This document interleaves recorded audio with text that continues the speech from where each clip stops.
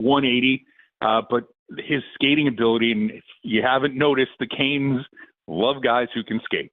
And Eers is one of these guys who can carry the puck in. You don't have to chip it and go in all by yourself. So he brings that element to the Canes lineup and roster with whatever line he's going to play. So do I all of a sudden say Nick Eers is going to score 100 points this year and go 50-50? No, but this team needed to add pop.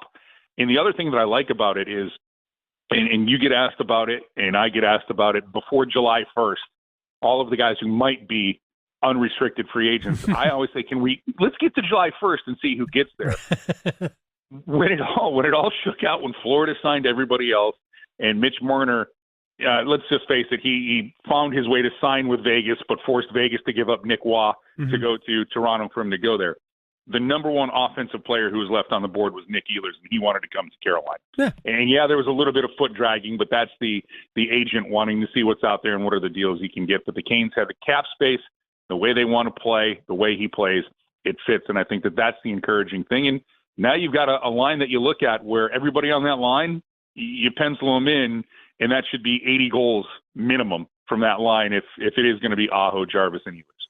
Mike Maniscalco is joining us here on the Adam Gold Show, Carolina Hurricanes play-by-play man. All right, before I get to, I want to ask you a baseball question because you and I are big baseball fans as well. But I know I was looking at the schedule. We have Colorado coming in on January 3rd, followed by Dallas. The next home game, although there's a road trip, I think, to New Jersey in between. Real quick, I'll work backwards. Will Mikko Rantanen be received better than Erik Haula? No, he will not. I think that there are a lot of Canes fans who are waiting for the welcome back Mikko game. I don't know what the video is going to be. It might be much like the touching Alexander Semin tribute that was on the board when he went to Montreal. I think that there are going to be a lot of fans there who are going to be ready to let Mikko Rantanen know that he made a mistake by not wanting to stay here in Raleigh. But, Rod has talked about it. I'll say it too. There was nothing behind the scenes. It wasn't like he was a malcontent in the locker room. He was great. Honestly, I know you talked to him a few times in his brief appearances here, but he was great to deal with from my perspective. And you know what? It didn't work out, and the Canes took what could have been a big negative, and I think they walked away with a positive from everything that could have transpired from Rantanen and saying, look, I don't think I'm going to sign here, and if he can get something, let's go from there. And there's always two sides to every story. But Erik Haula, by the way, Erik Haula, good news for Canes fans. Carolina's going to play Nashville in the Stanley Cup final because Erik Haula has to be eliminated from the playoffs every year by the Carolina Hurricanes. That's exactly what I thought immediately. Like, go Predators, Hurricanes, Predators, Stanley Cup finals, and we know the outcome.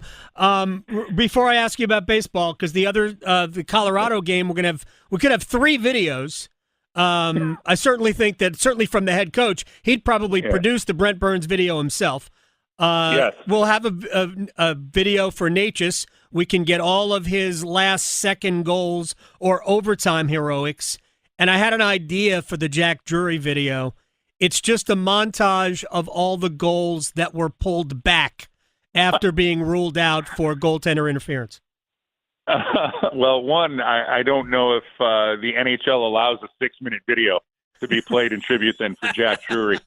And hey, by the way, nothing worse than saying a guy scores and it's like a really good call, and then you're like, oh, let's go to the review. They're looking at this one. But yeah, there will be 3 tributes, and I'm glad you brought up Brent Burns too, because just what a fantastic pro he is, and his impact on this team is going to be one that's far from what he did on the ice. Adam, it's how he carried himself and set the example of, he was regimented. This was his routine. This is what he did. And to be able to play the game and play significant minutes the way that he played at 40 years old in the NHL, but to keep himself in that shape to do it. There are guys in that locker room who are going to benefit from that for the entirety of their careers, who were around Brent for his tenure here with the Carolina Hurricanes. All right, now to baseball for Mike Maniscalco. I assume you watched at least some of the All-Star game. I did. We had a couple of calls. They used an audit. They had a challenge system for balls and strikes, and we had 2 calls overturned. One, a pitcher thought it was a strike. It was called a ball. Turned out to be strike 3. That'll mess up your play-by-play call, by the way. And then there was a batter who thought it was a ball. It was called a strike, and the batter was right. I saw 2 calls overturned. Your thoughts on a robo-ump behind home plate? I'm not a fan of it. I'm not. Now, don't get me wrong. I will always have that nightmare flashback of Eric Gregg behind the plate for the Marlins Braves playoff series where, the ball was in the other batter's box and he's ringing up Atlanta Braves for the time. And I it's one of those things where like, okay, but for me, it's one of those things where, the strike zone for players are different. And I don't know if you can get the exact, and look, there are guys who are way smarter than me, Adam, who can triangulate camera angles and say it's going to be like this, but my strike zone is different than your strike zone. It'd be different from Victoria's strike zone. So, to have a robo-ump to it, I don't know. It's going to be, for me, really awkward if we get a playoff game with a robo-ump and a guy has an awesome at-bat, works a walk on a borderline pitch, and then he gets rung out, and that's what ends the game on a review. Balls and strikes are one of those things to me where, you don't argue them. It's, the ump has got to live with it afterwards, but you don't argue them. And I don't know. I don't think that it's one of these things where it's delaying the game that much. Right. But it was fast. At the same, yeah, it's quick. That's the one positive I have to say for it. But I just live with, we want the calls to be right. But then if we're going to do this, then don't have umps at all. Just have every play be reviewed, and you go from there. So that's, I don't want to be too old school on it, but I just think it's one of those things where I can see down the line there can be a flaw with the system, and somebody's going to get upset with it somewhere. But nothing's perfect. But baseball for me has worked my entire lifetime with a guy behind the plate calling balls and strikes, and nobody's really. You can, like I said, the Eric Gregg game is the one that I can count. And yes, everybody thinks about that, right? Yes, there's Laz Diaz and Angel Hernandez, and there's always one guy whose strike zone sucks, depending on if you're the pitcher or the hitter. But I just kind of live with it. There's certain sports where I think you can do more with review, or you can actually take certain things that are gray areas and kind of make them better. Hint, National Hockey League with what I'm talking at, but. For baseball, I don't know. I've just always I've lived with the balls and strikes, and 95% of the time they're right. It's just the 5% when they're wrong. It's truly noticeable. Here's the thing, and so you and I agree completely on this, and I just boil it down to this. And I get that we are all about, we want to get everything right all the time, and I understand that, and I'm not even arguing against that. My view of pitching is that pitching is artistry. Not like I've heard somebody talk about this in terms of a different sport. It's poetry, not math. In my opinion, pitching is poetry, not math. There is interpretation. It's about deception. So I'm not trying to just fool the batter. Maybe I'm trying to fool the umpire too. Yeah. And to me, I don't want to lose that with pitching. You would lose it with challenges for balls and strikes. But we're going to get there. Major League Baseball, once you've shown fans that technology, we're getting it, but I'm not in favor of it. Well, there's one other thing too, because we like to talk about the pitcher. As somebody who played the position of catcher, now not very well and not at a super high level. Sure. But part of when you talk about the artistry is framing pitcher, framing pitches as a catcher. How far out can I move where you're going to give my pitcher, Greg Maddux, he's going to pitch here. How far out are you going to let me go and go with that? And then, if that's the case, catchers, all you're going to have to do now from here on out is worry about throwing down to second base. And a big part of a catcher's job is framing pitches and, putting things in that right perspective. So, yeah, I think you're taking a lot of little subtle things out of the game that, I know people are rolling their eyes or saying it's boring, but it's part of the game. It is. I agree. I don't like taking certain things out of the game that are, especially for certain positions that were needed.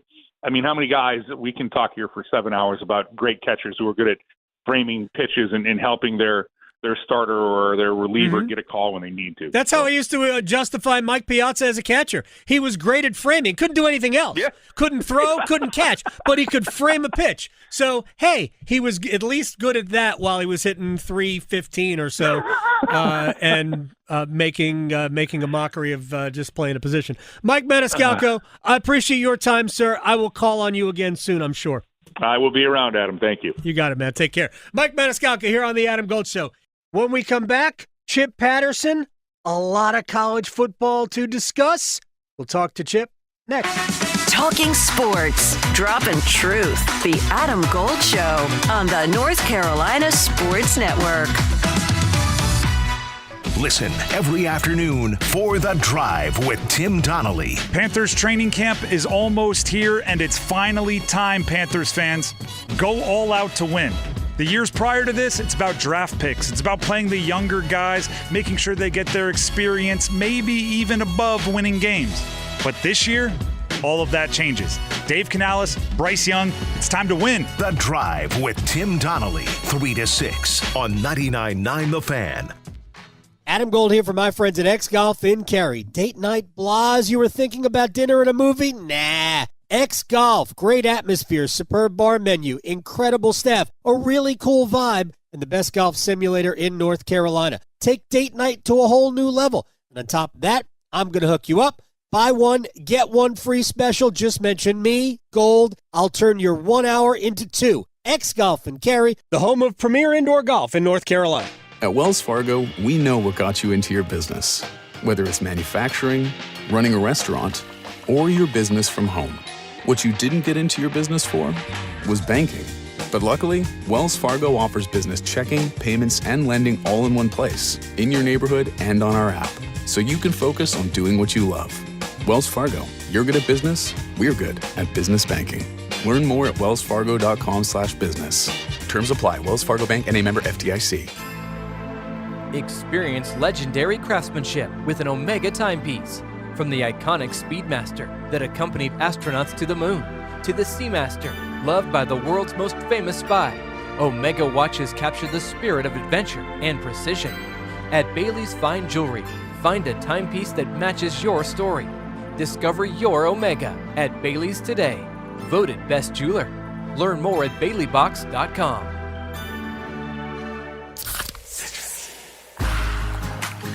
Give me a mountain with lots to do. Give me something simple and true. All I need is sunshine and a cool, refreshing Mountain Dew. Yes, so give me my good friends. Give me that dew. Grab some ice-cold Mountain Dew today. Mountain Dew. Rock out with your favorite bands at Lost 80s Live at Cocoa Booth Amphitheater, August 3rd.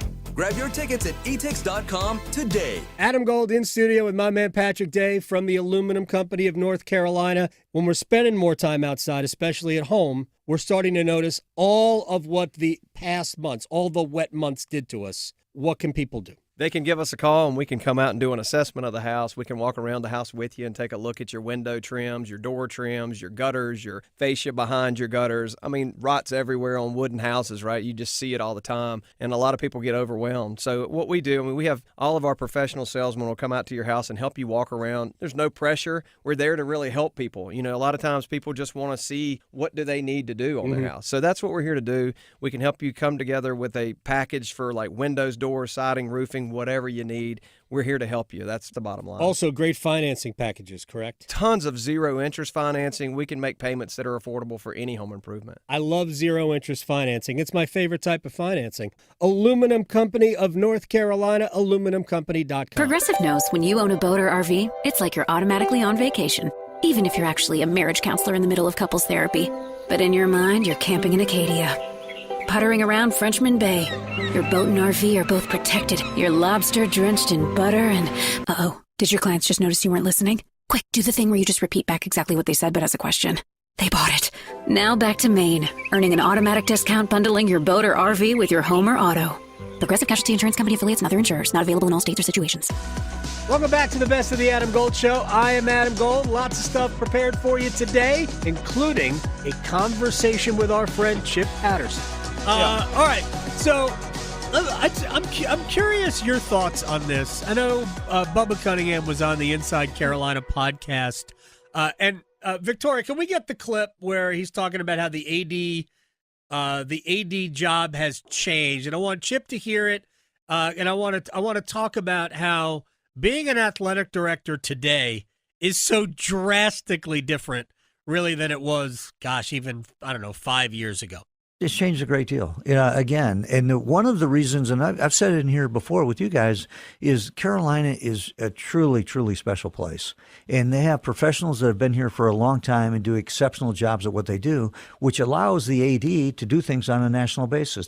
For me to be able to be on the Olympic Committee or the basketball committee or work with the NCAA about a new governance structure, we can do that because the staff is so good. So Steve will be able to come in and be able to kind of do the same thing. Rely on the staff, augment the staff with what he thinks is going to be needed for the future. But it's changed dramatically. When I first got here, it was really about, hosting games, making sure the coaches are taken care of, and continuing the success that we've had. But it's gotten much more commercial. The budgets have gone. I don't even know what the budget was when I got it. I think it was about $70 million. Next 65 year, of that was Jones. Yeah, exactly. Yeah, that's right. Exactly. Next year it's going to be $180 million.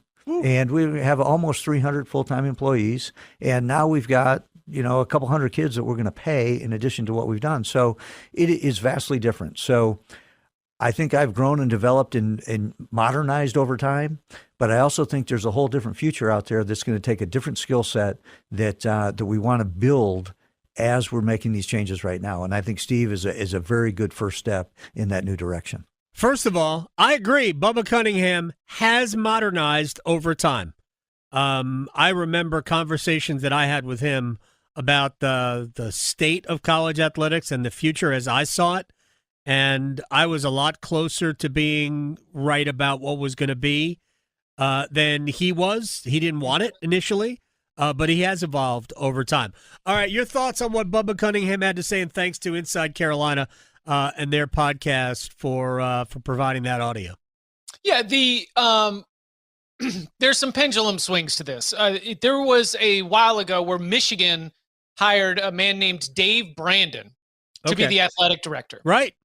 And he was like the Domino's pizza guy, right? The Domino's pizza guy, yeah. And that was viewed as the athletic director is changing. We're all going to have these big business athletic directors. And there were some other schools that decided to follow suit, but those individuals had a hard time being able to communicate with the university, with the administration, with university presidents. Right. These business leaders weren't really sure how to navigate in these environments. So then things swung back the other way, and we started to have more people who had come up within athletics and then promoted to these opportunities. We've got like the Jay Batt, right? Former North Carolina athlete who was at Alabama, right, and then he was at Georgia Tech, and now he gets the job at Michigan State. That is more of your traditional, former athlete, came up in athletic departments, promoted to athletic director. I don't drink the white wine and hang out around the hotel lobbies to be able to tell you the hot stove on the admin trail. That there is a beat for that. I have friends, I have colleagues that are very plugged in on who's the next rising star at the athletic director level. I don't have that. But then we had a little bit of a pendulum swing back, and it happened at Notre Dame, a place where Bubba Cunningham has his own experience and his own connections. Yes. And it was when Notre Dame went to the television world to find its new athletic director. Jack Swarbrick had been there forever, right, and now Pete Pavakwa is from NBC Sports, like from the television world, and now crafting these big-time, big-brand athletic departments is a little bit less of an administrative role, and it is a little bit more of a business role. So for the hire, I think it makes sense in the Notre Dame line. For the way that we are doing the AD in waiting was also the same way that Notre Dame handled that situation. And then for Bubba Cunningham, I mean, he had a little bit of a fork in the road. I don't know how much interest our friend Lawrence had in the Michigan State job. I know that of the white wine insiders, his name was on a list of candidates for the Michigan State job. Wishful thinking. I don't know what. Well, I mean, you've got the university president connection as well, right there. Right. I don't know how much motivation there was to be a part of a couple of huge things that are on the horizon for North Carolina. Because let's say you and I are just sitting around, we're enjoying a couple beverages. You say, Chip, would you want to be the athletic director when the University of North Carolina has to decide about building a new basketball dome? Hell no! I don't want to have any part of having to do the generational fight between all of the North Carolina alumni, fans, donors, and likewise. Like, that is going to be the messiest, most impactful decision when you are deciding, are we going to uproot all the blue hairs? Or like all the people that helped be able to fund this building where all the success and these incredible moments have been? There are some big, not to mention how things go with Bill Belichick, what ends up happening into the future. You've made this huge bet on football. What if it turns it sour? Do you keep investing in football at an unprecedented level? I mean, the next 5 to 10 years of North Carolina athletics have some very, very tough decisions. Again, I cannot speak to Bubba Cunningham's thoughts on all that. My personal opinion would be that if you've had a long and strong and impressive career in college athletics, and you've served on all the committees, and you've got an off-ramp where you can go serve on committees and be a consultant and not have your name associated with a blood feud within the North Carolina family, then I understand why timing might be a part of this as well. First of all, I'm a huge person. I've always been a huge personal fan of Bubba Cunningham. And while he and I have disagreed on certain, elements of the inner workings of intercollegiate athletics, and I'm not talking about how it works. I'm just talking about the finances and who should get it. And the general principles of amateurism. Exactly. That's a much better way of putting it. That's why the general principles of amateurism in high-level college athletics. Yeah, but he has certainly come around, reluctantly or otherwise. He has come around to the reality of the situation. Sure. I mean, you either did that or you were getting out of the industry. Which is whatever. If you would have done that, that would have been fine too. But I do think, because you mentioned the white wine and the hot stove of the inner workings of who's the rising stars, my understanding is that there were many people in the we'll just call it the booster community that wanted to move on from Bubba Cunningham. It could not have been fun for him. I don't want to have that conversation. I just wanted to tack that on. Hey, no, look, let's add that. It starts last May when he goes to the ACC spring meetings and the board tries to make him look bad behind his back. Well, they did it out in the open the year before. I said last May, like not a couple months ago. My fault. Yes. Yeah, you're right. Yeah, May 24. You could probably trace that back and say, not to mention the power plays within the coaching search to hire Bill Belichick. I mean, there's been a lot there that if you have had a great, strong, impressive, storied career and you've served on all the committees and your record's pretty good, if you're into those things, then you've got a good little moment to preserve it. I think he deserves to be treated better. But since you brought it up as a hypothetical, I want to just spend, 2-3 minutes. If you were in position to have influence on the next basketball arena or how Carolina moves the basketball arena into the future, whether it's keeping it right where it is and doing the best to improve the Dean E. Smith Center, what would you do? I would keep it, if not right where it is, as close to the footprint as possible. I know it's on the south end of campus, right, but you can still walk there. It's a long walk, but you can still, it's downhill there and uphill the way back. But it is, to move it, I've seen some suggestions that would be definitively off campus. Yeah. And I'm speaking from my own experience here, but there was something to be said as you started that walk and as the crowds around the walk get bigger. And then as you get that last stoplight to get over the hill and start to go down, and the crowds get bigger, I just think there's something to truly on campus for that. the Chapel Hill is small. We're not talking about a bustling metropolis. Right.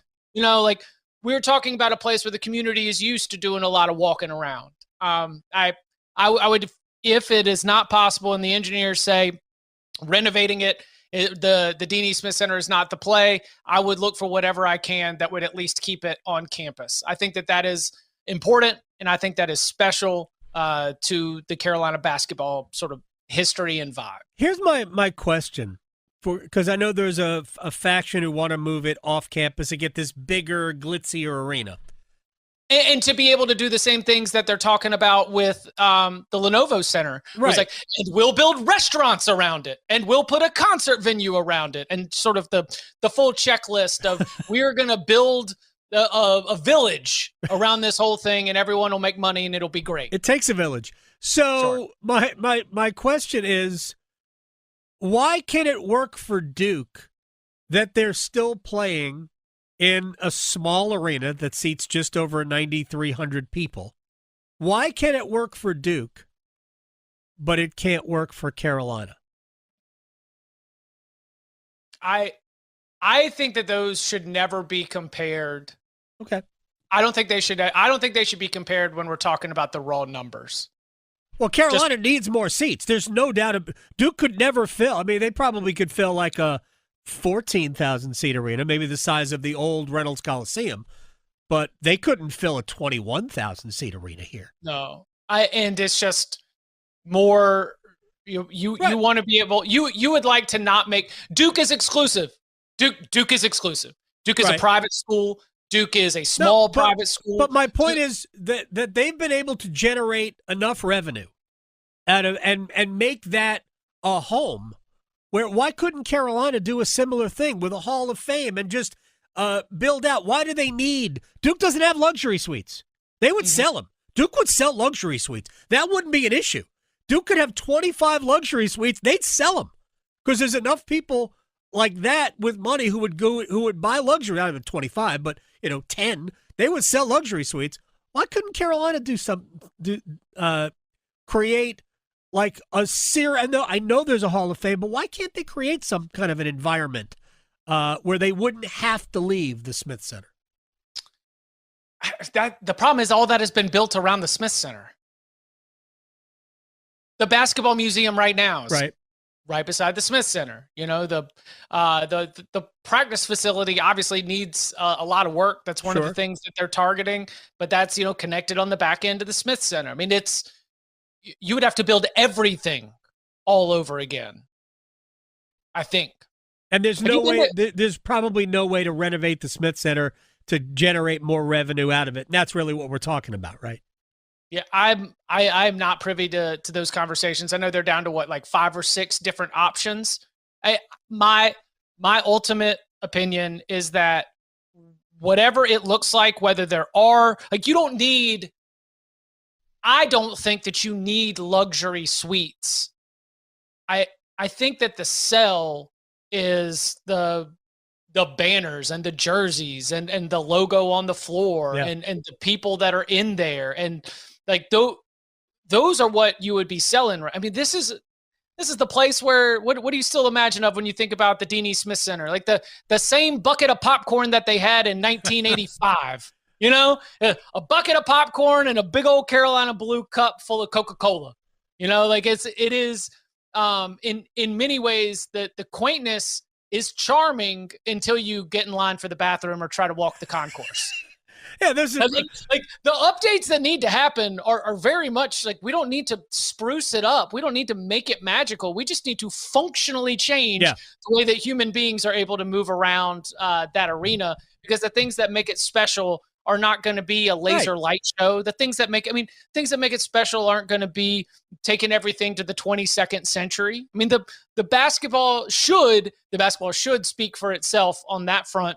Right. I just understand from being in that concourse, when you're trying to go to the bathroom at halftime, to just know that there's a lot of better ways to do that. Would you move the Blue Hairs out? I would in a minute. Sorry about for anybody that's had season tickets, around the court forever. I would have no problem at all, especially at North Carolina, knowing that I could flip that out, unless you are a serious donor, in which case I'm not going to bite the hand that feeds me. Yeah, I mean, isn't it? Sorry. Don't all of those people, aren't they going to make it seem like you're biting the hand that feeds? Probably. Yeah, It all depends on how much you're feeding me and what you're feeding me. Right. I mean, if you're feeding me serious cash, then I'm probably going to let you sit where you want. Right. But that's going to happen anyway. Yeah, I think that that they've already kicked all the media all the way upstairs. Which I told Dick Bador 20 years ago. I mean, there's no joke. I don't know if we have a record of it or not. I told Bador a long time ago when he was the AD, I'm like, yeah, move the media out. Why? I mean, we'll be able to see the game. I mean, I didn't want us upstairs, but when they put us essentially near the band, I didn't hate it. I didn't. I would I would try to figure out a way.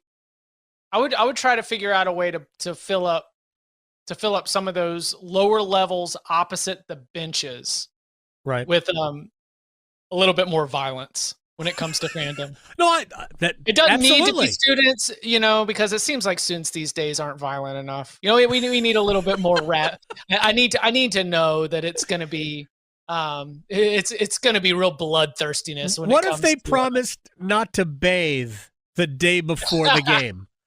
I don't know. I've sat on press row at Cameron Indoor Stadium, and it gets pretty rank. Then you'd be in Shashevskyville. Yeah, it gets pretty rank. So, yeah. More of Chip next on the Best of the Adam Gold Show. Going beyond the box scores. Adam Gold on the North Carolina Sports Network. I had questions about my child's vaccines, so I got real answers from her doctor because we share the same goal, keeping her healthy and strong. Her doctor told me that keeping up with childhood vaccines, getting them at the recommended ages and sometimes together, is a proven way to protect her from serious illnesses, ones that can be prevented with vaccines. Have questions? Get real answers. Talk to your doctor. Visit vaccinesforkids.nc.gov. Paid for by NCDHHS. Make this your best summer yet by having fun while staying active and engaged. AARP can help. Find AARP events near you by visiting aarp.org/local. That's aarp.org/local to find both in-person and virtual events. You can also learn more about living your best life by listening to AARP Without Limits, wherever you listen to your podcasts.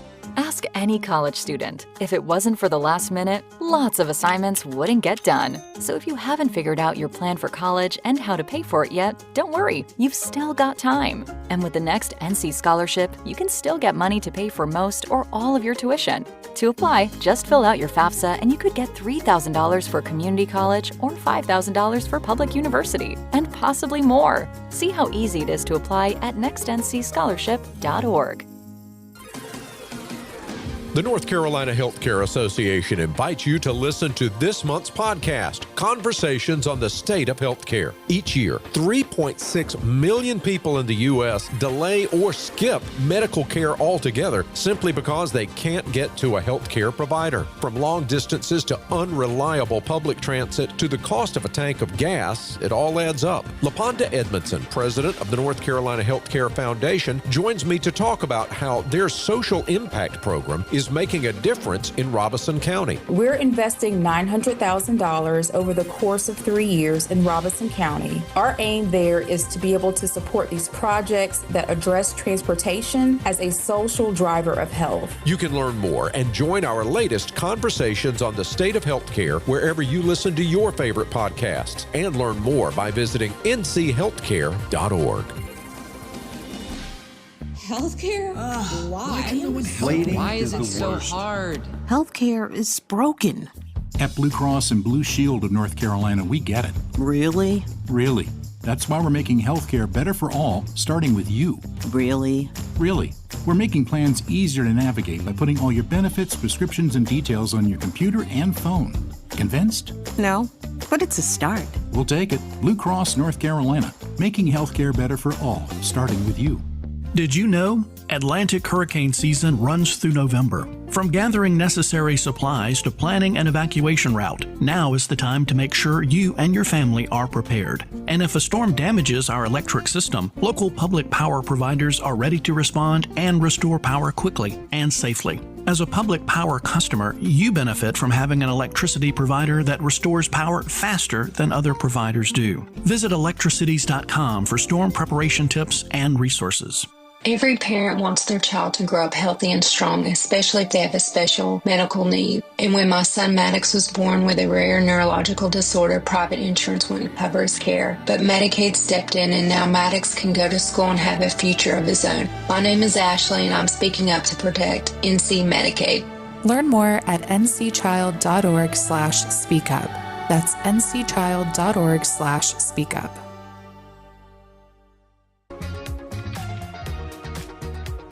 Welcome back to the Best of the Adam Gold Show. It's a holiday. Make up a reason for a holiday. It is a best of. Chip Patterson joins us for part 2 of our conversation.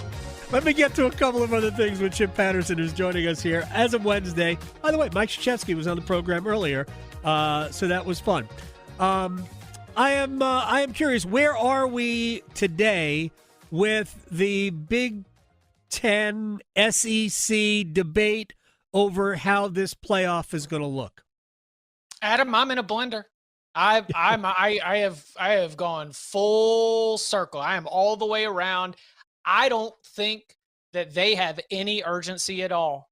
And when I say I'm in a blender, it's because I've thought about this deeply. I've thought about this critically, and I've come out on the other side. What I mean by that is, at this point, if I get a chance to talk to these people about the college football playoff, I'm like, so tell me now, where do you have the fancier lunch? Is it at the Biltmore Village, or is it in Grapevine, Texas? Is it in Amelia Island? Is it going to be in Destin? Like oh God, this makes me so frustrated. So Executive Director Rich Clark came out after the last meetings, the ones that were in Asheville, and he said, well, remember, our deadline is December 1st. Right.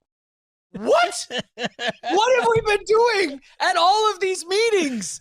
And we just advance it. We get close, and then it gets kicked back. Hey, we might have a college football playoff approval. Now we are 100% back to square one, which includes, based on my understanding, we might not just change. We might not change anything. We might just do the same 12-team format that we'll have for 2025. I mean, we don't want to do a short-term deal, but it's only a 6-year contract. Why not? Unbelievable. Like, that's why I say I'm in a blender, because I spent 3 months kind of really dialing in, thinking about this, talking to people, trying to figure out all the different stakeholders, the pros, the cons, the ways that this would impact everyone involved. And just to see how flippantly we have gone back to square one, I refuse to give them more than the bare necessary brain power until they come at us with something that's a little bit more concrete. Yeah, I get, for me, because I was not in favor of going to 12. I still think the best playoff format we had, which did the best job of just giving us the national champion, was 4, because it incorporates, we make all of the regular season matter. We don't even put into play the potential of a 3-loss team somehow playing for a national championship, and I get it. I was on an island there, but I'm happy to be on that island. But I'm also a realist. I knew we were going to go to 12, but I always thought we're going to end up at 16 anyway. And we'll probably end up beyond that down the road when college football separates from everything else. What do you think the SEC really wants to do with the playoff in terms of guaranteed spots? We're going to be at 16. So what do you think the SEC really wants to do? They don't have a unified stance. That was the other thing that's got me in a blender, because your university this sounds very political to me.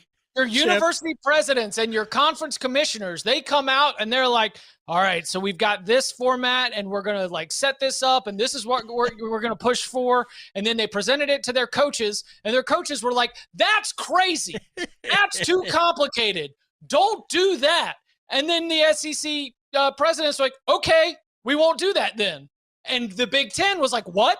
SEC. I thought we were going with this. Right. I thought we were ready to strong arm everybody else into this format. I thought that we had set ourselves up for certainty in terms of automatic bids and money and everything that goes with it. And the SEC's like, I don't know. Kirby didn't like it. And Kirby's like, yeah, I don't like that at all. And they're like, yeah, sorry, Kirby doesn't like it. What Kirby says goes. I mean, even within the Southeastern Conference, there's no unified stake. And this is where I am truthfully, like no jokes at this point. I do not think 5+11 will lead to an equitable playoff. I do not think that 5+11 will lead to a playoff bracket that is representative of the entire landscape of college football. But man, 5+11 is easy to explain. Wait, hold on one second. I'm curious. What do you mean by equitable? Wait, that 5+11, 5 automatic qualifying, the 4 power leagues, plus the next best conference champion, plus 11 at large.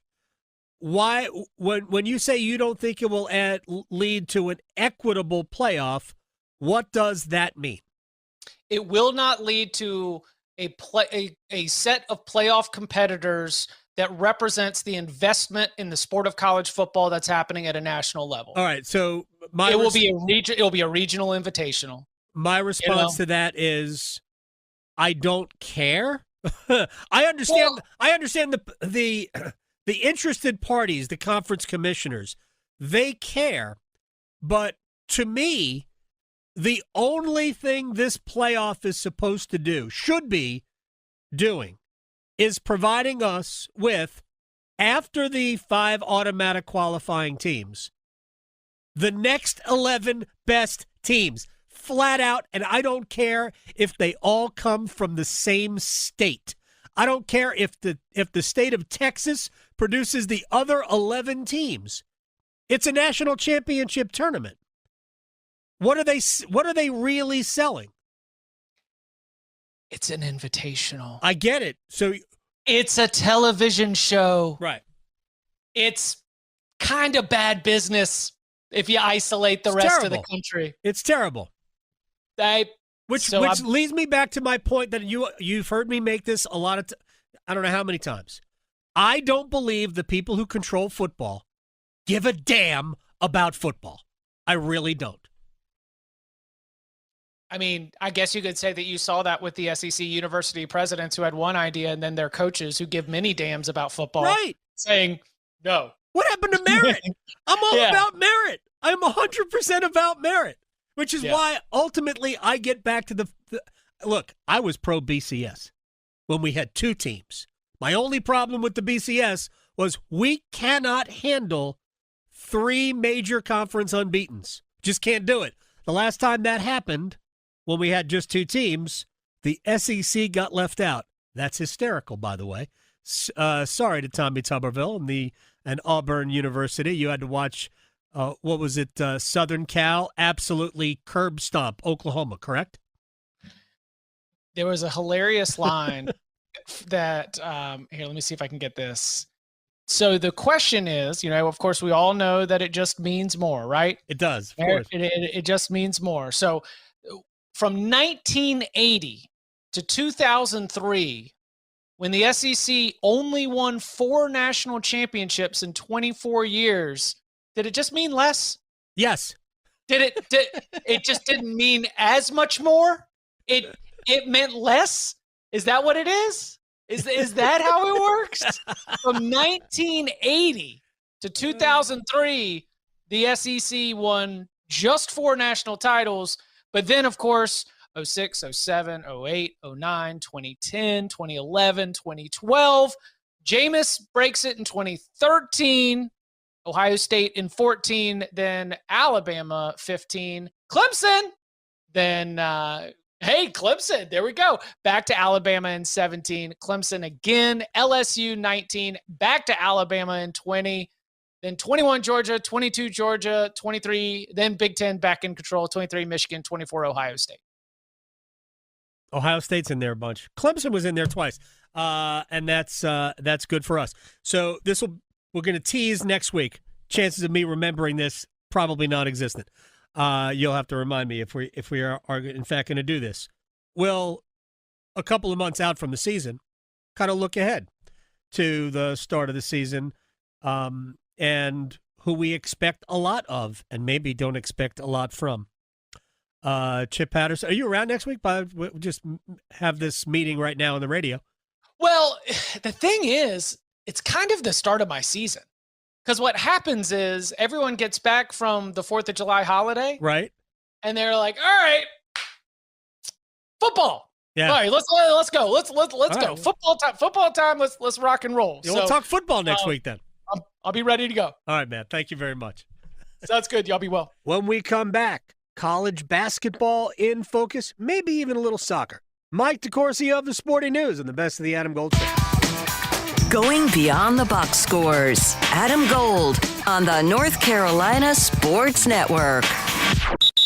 Hey, Carolina Panthers fans, it's Dennis Cox from 99.9 The Fan. We're in the offseason, but it doesn't mean me and my co-host, WREL TV's Chris Lee, take a break from our podcast, Panthers Playbook. In every episode, we'll keep you up to date on Panthers news as training camp approaches, insights on the rookies, the free agents, and the surprises, plus all the insider info on the upcoming season. Follow and subscribe to Panthers Playbook wherever you discover your favorite podcast or watch on YouTube.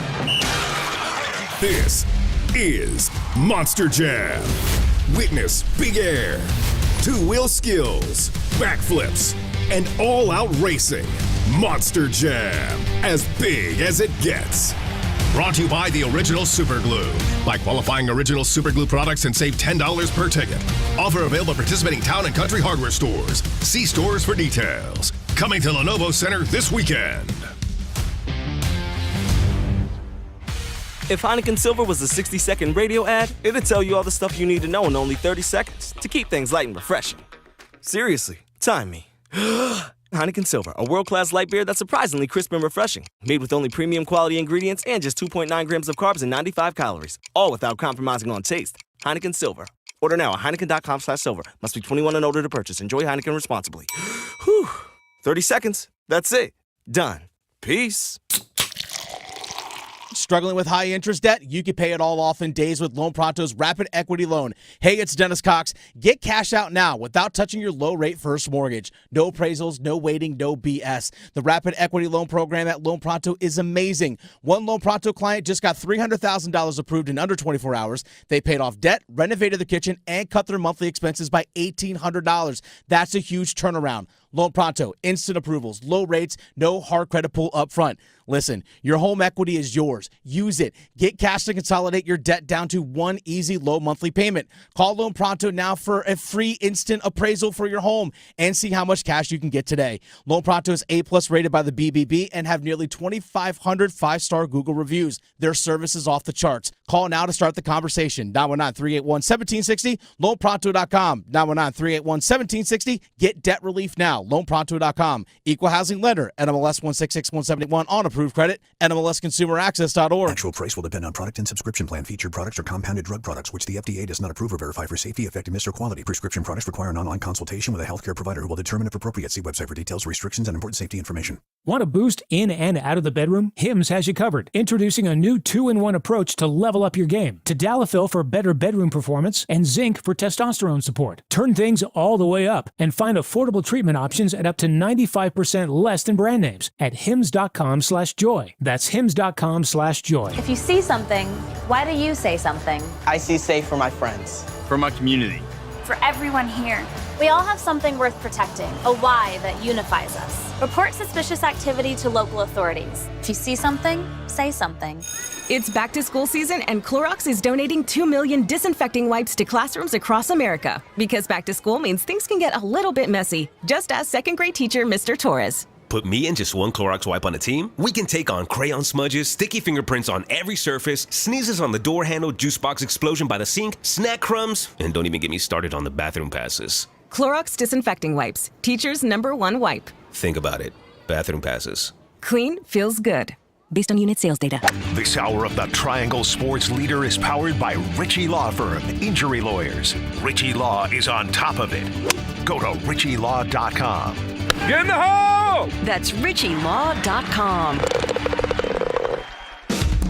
Broadcasting live from the Lenovo Studios. WCMC HD1 Holly Springs. 99.9 The Fan. The Triangle Sports Leader.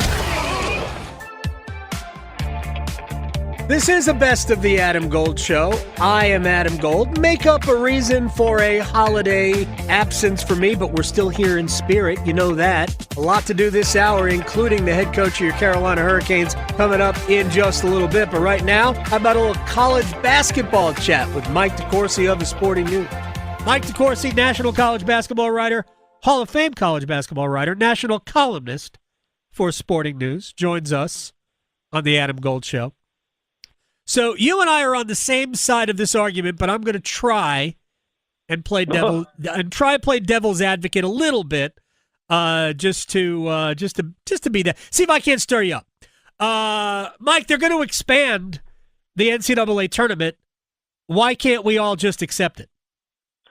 Well, I think that when people have terrible ideas and it still hasn't occurred, then it's our obligation as those who understand and recognize that they're terrible ideas to try to get them to stop it. Otherwise, why are we here? What's the point for any of us? Our job, first of all, our job as journalists and commentators is to try to stop it.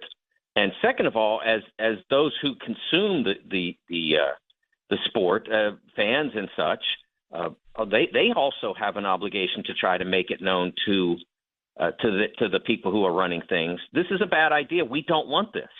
This is not something that we will embrace. Don't do it. And in sports, the court of public opinion, or maybe our opinion, I guess we're part of the public opinion anyway. In sports, that can still be effective. I'm not entirely sure that it can be in real life. Would it damage? What damage would it do? What would expanding to 76? What damage would that do to the NCAA tournament? First of all, I think that what we have to understand is we're talking about a couple of different things. Relative to the NCAA tournament, for those who want to view it in a certain way, it has no impact at all. I turn on the television at noon Thursday. They talk to me for about 15 minutes, and then they turn on their first game. And it hasn't changed for me. If all I care about is watching basketball, that hasn't changed. But the first element of that we have to consider that does change is the bracket pool. That gets a lot of people, not me. I'm watching anyway. Right. Not even if it's not my job, I'm watching.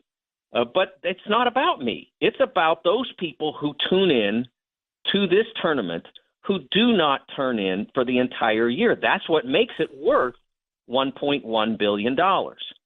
A lot more people watch college basketball than is generally acknowledged, but it's because it is so fractured, so many different venues, so many different colleges. You add it all up, and it's a lot. Yeah. But it's still not nearly what they get when the NCAA tournament starts on Thursday at noon. Those numbers are like if in most of the NFL, it's X times 2, right. like regular season to the late playoffs. And then, of course, the Super Bowl is a totally different thing. But in college basketball, it's X times like 5. That's what you're getting. You're getting so many more people to come into this, and that's what they're risk losing. And this is why CBS and Turner are like, no, we don't want this. Right. We know where they come from. A lot of those people come from the office pool. And we want them to keep coming. And if you throw another 8 teams into the thing that they have to figure out between Wednesday night and Thursday morning, a lot of people are just going to say, why bother? Right now, you only have to think about 2 teams because everybody's going to pick the 6 teams to lose anyway. And then you just have to worry about, do you think that the 12 or the 11 can win their first round game if it's that particular team, Carolina in this case, etc. That's all you. But if you throw another 6 teams on top of that you have to worry about, then you've completely disrupted the way brackets are done, and you've given them almost no time to do it. And I think that a large portion of people would just surrender on it.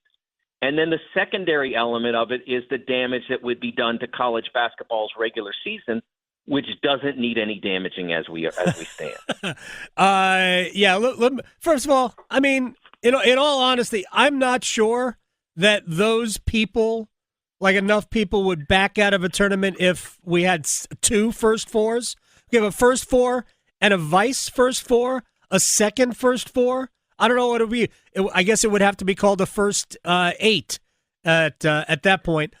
So I'm not sure people would back out, but either way, that isn't even part of the bracket now. Anyway, you don't have to have, like if you fill it out online, you don't have to have your bracket in until noon Thursday, which to me, like, why are we ignoring these games on Tuesday and Wednesday? But we are. Mike DeCourcy of the Sporting News is joining us here. But you brought up North Carolina, and the argument is that for a lot of people that we're leaving out good teams from the NCAA tournament. As somebody who does bracket projections, I used to, don't do it anymore. I know you do it, and you do it well. So you study the teams.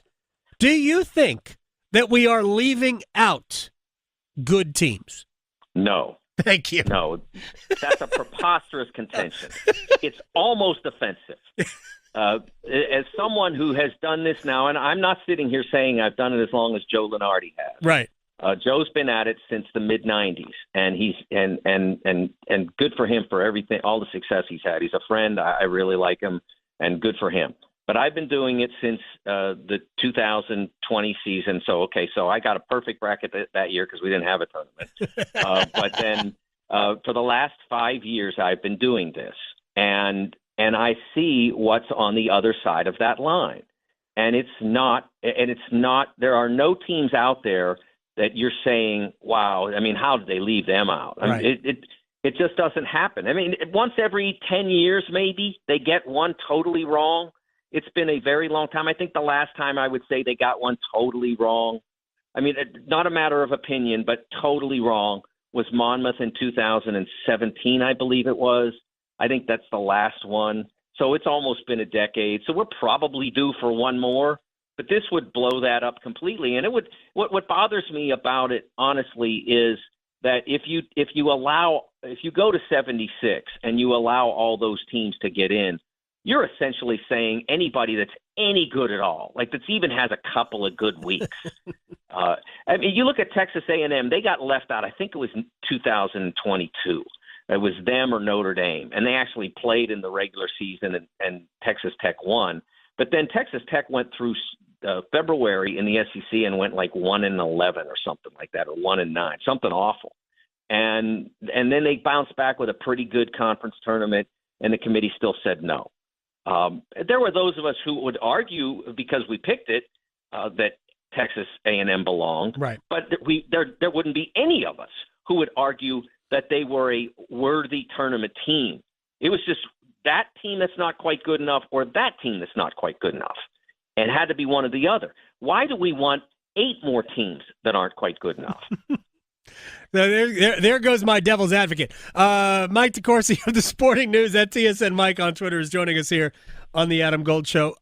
Carolina is the best example of that last year. Like, I knew what Carolina could be. I really did. I thought, man, if they put it all together, I think Carolina could end up in the second week of the NCAA tournament. But at the same time, I had watched them all year, and I knew what they were. And what they were was a team that didn't belong in the field. They still got in. Still don't know how that happened, but they got in. And like, I'd like to believe they didn't get in because they were North Carolina, but I mean, it's kind of hard to really believe that based on what their resume said. There was nothing about them that screamed they should be in the field, except that you have to take 37 at-large teams. So to me, it isn't just the teams that are on the other side of the line. It's the teams that are on the right side of the line that don't really pass the NCAA tournament smell test. That, to me, is how you say, well, yeah, we're not leaving out. If you get left out, then you didn't belong. Because I think there are teams who get in that didn't really belong. Was it a mistake? Because I actually think mistake's probably not the right word. We could have stayed at 64. Why didn't we just stay at 64? Well, it started with the expansion of conferences. We had 31 conferences for a long time, and so you had to have – they didn't want to shrink the at-large pool just because some two conferences split in one conference split into two different directions. They didn't want to shrink the at-large pool for that reason. So they just said, okay, here's the play-in game. And then ultimately there was some agitation for expansion around 2010, mostly coming from the coaches. And they at that point thought that that they might even have to go to 96 to get the money where they wanted it, because that was ESPN's idea. Right. And then Turner and CBS decided to merge, so to speak, for the coverage of this tournament.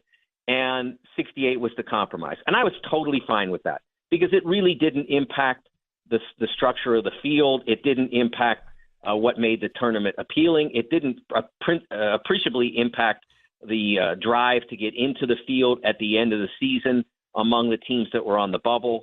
It didn't really have a negative impact, but this would, because you would be expanding again to, as you said that those teams that were in Dayton last year didn't belong. You'd be expanding that by an extra 8 teams of teams that didn't belong. And my biggest concern in all of this, I think it's Turner CBS's concern about what happens to the audience for the tournament. But my biggest concern is what happens to the drama of the end of the regular season. Matt Norlander at CBS is totally with me on this. He's written about this, and I talked about it on television. The final weeks of the regular season this year were phenomenal. And in the Big Ten, which, of course, I cover for Big Ten Network, we had intersections just by providence among Ohio State, Indiana, and Nebraska, all of which were on the bubble. And they were playing each other knowing that if they lost that one, man, they were in big trouble. Right. And those games become so compelling as a result. And we will be taking that and chucking it in the bin so we can have 4 more games on Tuesday and Wednesday that nobody really wants to watch. Why would we do that? I'm with you. The first 4 games, look, I watched Carolina, San Diego State. Of course, that was just so non-competitive. I watched that. And I watched NC State when they were in it the other year. Again, local interest. But other than that, I mean, yeah, I'll get to it. I mean, I may not watch the first half, even though it starts at like 9, but I'll get to it eventually. And the other game, I feel bad. Like, I get the smaller leagues, and the final question will be about mid-majors, but I think the smaller leagues have convinced themselves that because it counts as an NCAA tournament win, it's really cool. But I think you're robbing teams from getting your shot at a 1 seed. I think the 16 versus 16, I get it. You get a chance maybe to win. You have a good chance to win an NCAA tournament game, and it counts. But, man, you're just robbing a UMBC type team from playing against the Virginia. Final question for Mike DeCourcy of the Sporting News. Because this is the other argument, that it would be good for the mid-majors. And to me, this is not driven by anything other than the major conferences getting more teams into the field. So how would this possibly be good for the mid-majors? Oh, it's kind of a fantasy that they hold on to, that if it were expanded, their avenue to get into the tournament would be greater. But the reality is it wouldn't be.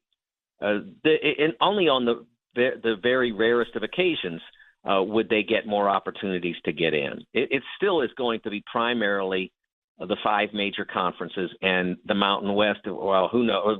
I guess it'll be the Pac-12 by then. I don't, but them as the sort of like the fringe. I don't think the Atlantic 10, as great a league as it is, I don't think they've made smart business decisions for a while.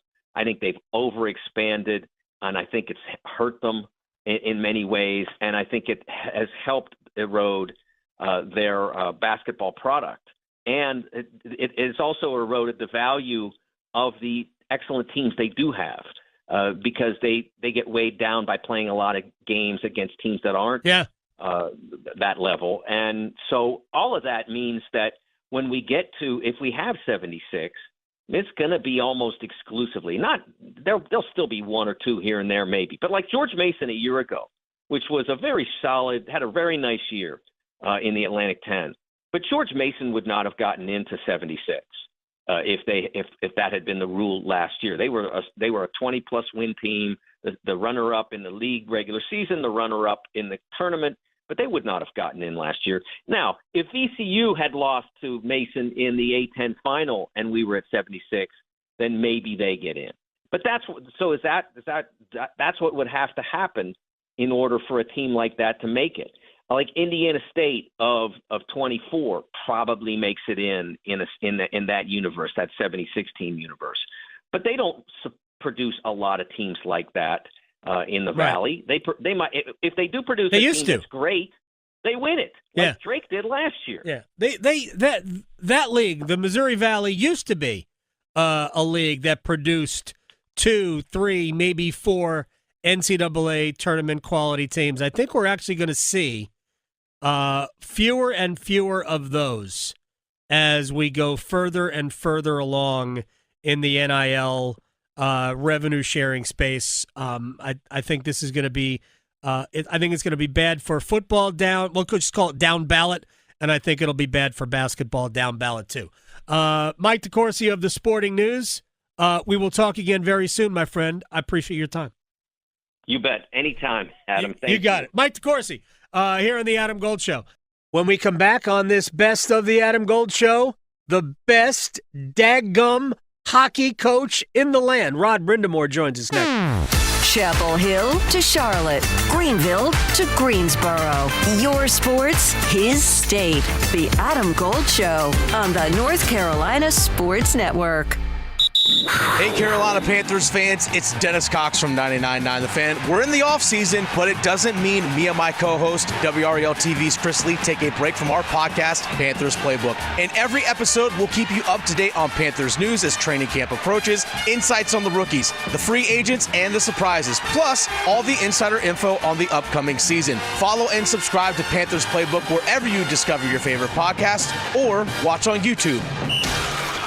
Hey, it's Adam Gold for my friend Gordon Miller, Miller Lending, Kildare Farm Road in Cary. I'm in my DJ voice because I am telling you right now that the number one hit of the summer is not paying closing costs at Miller Lending. That's right, number one with a bullet. The original no closing cost mortgage is there for you, and it is red hot because you save thousands. And then when the rates come down, you save hundreds on top of that. So when you're looking for the best mortgage that you could possibly get, it's Miller Lending every single time. It'll be on his greatest hits album. By the way, Gordon Miller invented the no closing cost mortgage back in 1987. It's been in the Triangle since 1996. Your neighbors have saved thousands, tens of thousands. I have saved about 50 grand. I'm an 11-time customer. Miller Lending. Go platinum. That's right, go platinum with Miller Lending on Kildare Farm Road in Cary. An equal housing lender, NMLS ID 250-2146. And we're back talking all things connectivity with Spectrum customers Kev and Melissa. So tell us, how long have you been with Spectrum and how important is a reliable internet connection? We've been Spectrum customers since we moved 12 years ago. The first thing we did is sign up for Spectrum Internet. You get a lease, you get Wi-Fi. Yes, immediately. We need that. We had Spectrum Wi-Fi before our couch got here. That's true. That's a true story. I'll sleep on the floor, but I won't go to bed with no internet. You heard it here. Switch to Spectrum now. New to the area? Let me be the first to welcome you. I'm Marcy Bailey of Bailey's Fine Jewelry. We've been family-owned and part of North Carolina since 1948. We have a tradition of being voted the best jewelry store with an unparalleled selection of designer jewelry, fine diamonds, engagement rings, watches, and gifts to commemorate all your special occasions. We look forward to sharing our award-winning service and stunning jewels with you. Visit us today in-store or at baileybox.com to see why every woman wants a Bailey box. Adam Gold in studio with my friend Ryan Monsine from the Aluminum Company of North Carolina. Because you guys do everything for the exterior of your home, these things can add up. And there are a lot of people who think, I can't afford this. How can the Aluminum Company make it easier? Yeah, well, Adam, we have plans that are 12 months, 0 interest, and 0 payments for 12 months, which make it super affordable for people to do anything on their home, whether it's windows, siding, doors, roofing, gutters, any kind of exterior home improvement. The Aluminum Company has financing plans that can fit in your budget and make it easy. So wait a second. I can get everything done, no interest, and no payments for 12 months? Yeah, and you get a lifetime warranty once the project's done. I get a lifetime warranty once the project is done? Yes, sir. What about my down payment? No down payment, no What? deposit. No down payment, no deposit. No payment until the project's done. No payment until the project's done. Exactly. Where do I sign up? Aluminum Company of North Carolina, aluminumcompany.com. It's back to school season, and Clorox is donating 2 million disinfecting wipes to classrooms across America. Because back to school means things can get a little bit messy. Just ask second grade teacher Mr. Torres. Put me and just one Clorox wipe on a team? We can take on crayon smudges, sticky fingerprints on every surface, sneezes on the door handle, juice box explosion by the sink, snack crumbs, and don't even get me started on the bathroom passes. Clorox disinfecting wipes, teacher's #1 wipe. Think about it. Bathroom passes. Clean feels good. Based on unit sales data. It's the best of the Adam Gold Show. I am Adam Gold. Want to have a little fun? Let's talk to Carolina Hurricanes head coach Rod Brind'Amour. Head coach of the Carolina Hurricanes, the one and only Rod Brind'Amour, joins us. I promise we will get to things other than hockey in this conversation, sir. How are you? I'm good. I think I should almost have a regular spot now at this point. What do you think? I'm good with it. You tell me what works, and we will do it. And there will be times we will not talk hockey at all. Yeah. Okay. Yes. You got it. All right. I haven't seen that yet, but let's see. Fire away. Let's go. What do you got for me? All right. Let's just start with because we have some additions to the roster. So let's start with the most recent one, Nick Eers, new left wing, right wing. I don't know where you're planning on playing. What do you like about the player? And then we'll go from there. Well, what's the like is obvious. The stuff that stands out when you watch him play is the speed and then the skill level. So that's a great combination. And to be honest, the consistency of that too over the years. Like he's been a pretty consistent player with those numbers and whatnot. So I think you're going to add a guy that can put a little more offense into our group and maybe, a little flair as well. So that I think that's obviously welcome. He said that he had conversations with you in this process, and he felt like you guys were on the same page with what your vision for his role was on the team. So do you see him playing either the right or can he play both right and left? And do you see him playing with Sebastian? Well, I think that's obviously where we would try to start him. I mean, that's one of the reasons bringing him in, I think, is to see if we can kind of, connect there with Seabass. And obviously we got some good options too with other guys, but I think that's be the starting point, and we'll see where it all goes. Obviously, I think he can help too on the special areas of the game, right? Like the power plays and the 4-on-4s, and we get into overtimes. Those are real key parts of the game, certainly in the regular season, and that's part of his skill set. So we're excited to get him in the mix, and a lot of potential there. All right, let's talk about the other one. And I saw the video that was released, and you compared Keandre Miller to when Carolina brought in Brady Shea. The obvious comparison is it's the same team. You brought Shea in from the Rangers, Miller coming over from the Rangers, also a left shot defenseman. What is it about Miller that you think will fit in your system? Well, I think any D can fit in a system. I think it's just that his skill set obviously is a little more, I guess, advantageous to his skill set too, like with the skating and the size and the reach and the cover and ground. And I think his offensive mind, I think he's trying to get up in the play. You watch, he's got that ability.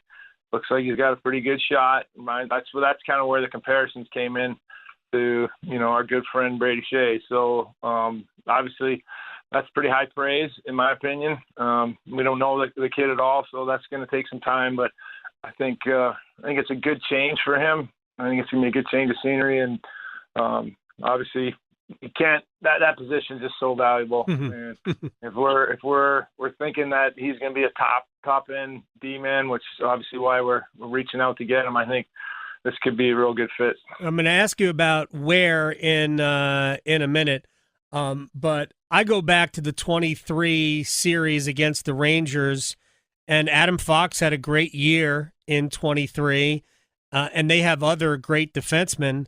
And for my money, I thought Miller was their best defenseman in that series. I thought that was the best I had ever seen him play in a long stretch, because I thought he was an elite player in that series. Does he play with a physical edge? Would you like to see maybe more of that, or you just want him to be who he is? I think just the first thing you're doing is bring him in and make sure he's comfortable and play his game, and then now can we add, right? Can we make you even better player? So that's kind of the other stuff that you're talking about. If that's not part of his game naturally, can we get that out of him or add that to his repertoire? I mean, that's what it's all about with every player, essentially. So it's I think a great move for our organization. And like I said, I mean, obviously a lot remains to be seen, but pretty good steps by management. 25 years old, 6'5", 210 pounds. That's not easy to add to a group, and he's already had 5 good years in the NHL. Rod Brind'Amour is joining us here on the Adam Gold Show. 7 defensemen on the roster right now. Mike Riley was also added, and I think sneaky, really good move to add somebody with that much NHL experience as potentially, a 6-7 on your blue line. But right now, 5 of the 7 defensemen under contract play on the left side or are left shot. They can't all play on the left side because you have a big hole in the right. So who do you have in your mind who might step over and play the right side? Yep. I think it's interesting because it's kind of a moot point. I know, we can fill time here talking about it, but everybody's probably going to move around a little bit this year. Maybe, in the past it wasn't quite that way. Uh-huh. But I think just because there's some unknowns, somebody's going to have to move over. We like our group. Does Walks get a chance to play up a little more? Do we do Nikishin up and see, or do we, got to be careful about pushing him too hard? He's got a lot to learn. So I think all this is going to, kind of work itself out. But it's just great to have, a lot of good options. I don't know if you know this, I do a podcast, and I also speculated about how the defense would line up. And I said, there's a boring way of looking at this, and then there's a more creative way of looking at it. And the boring way is probably maybe the way to start, where you just elevate Jalen Chatfield and Sean Walker, moving them up a little bit, and you let Keandre Miller get ready playing behind Slavin on the left side, and you give Nikishin a chance to grow, playing him in a third-line role, and maybe move Gostisbehere over to play the right side, because he did play the right a little bit. I know there was a playoff game where he played the right, and I talked to Chip Tracy about it. Thought it might have been the best game he played with the Hurricanes. I know that maybe that's not boring, but is that maybe an easy way to start? Well, I think that makes sense, right? And I think, moving guys over to their offsides is not ideal, especially in today's game with the puck pressure that everyone puts on. Mm-hmm. So people don't understand that it's tough when you jam a guy up and he's got to take that extra second to handle it on his offside. All of a sudden, that's how turnovers happen.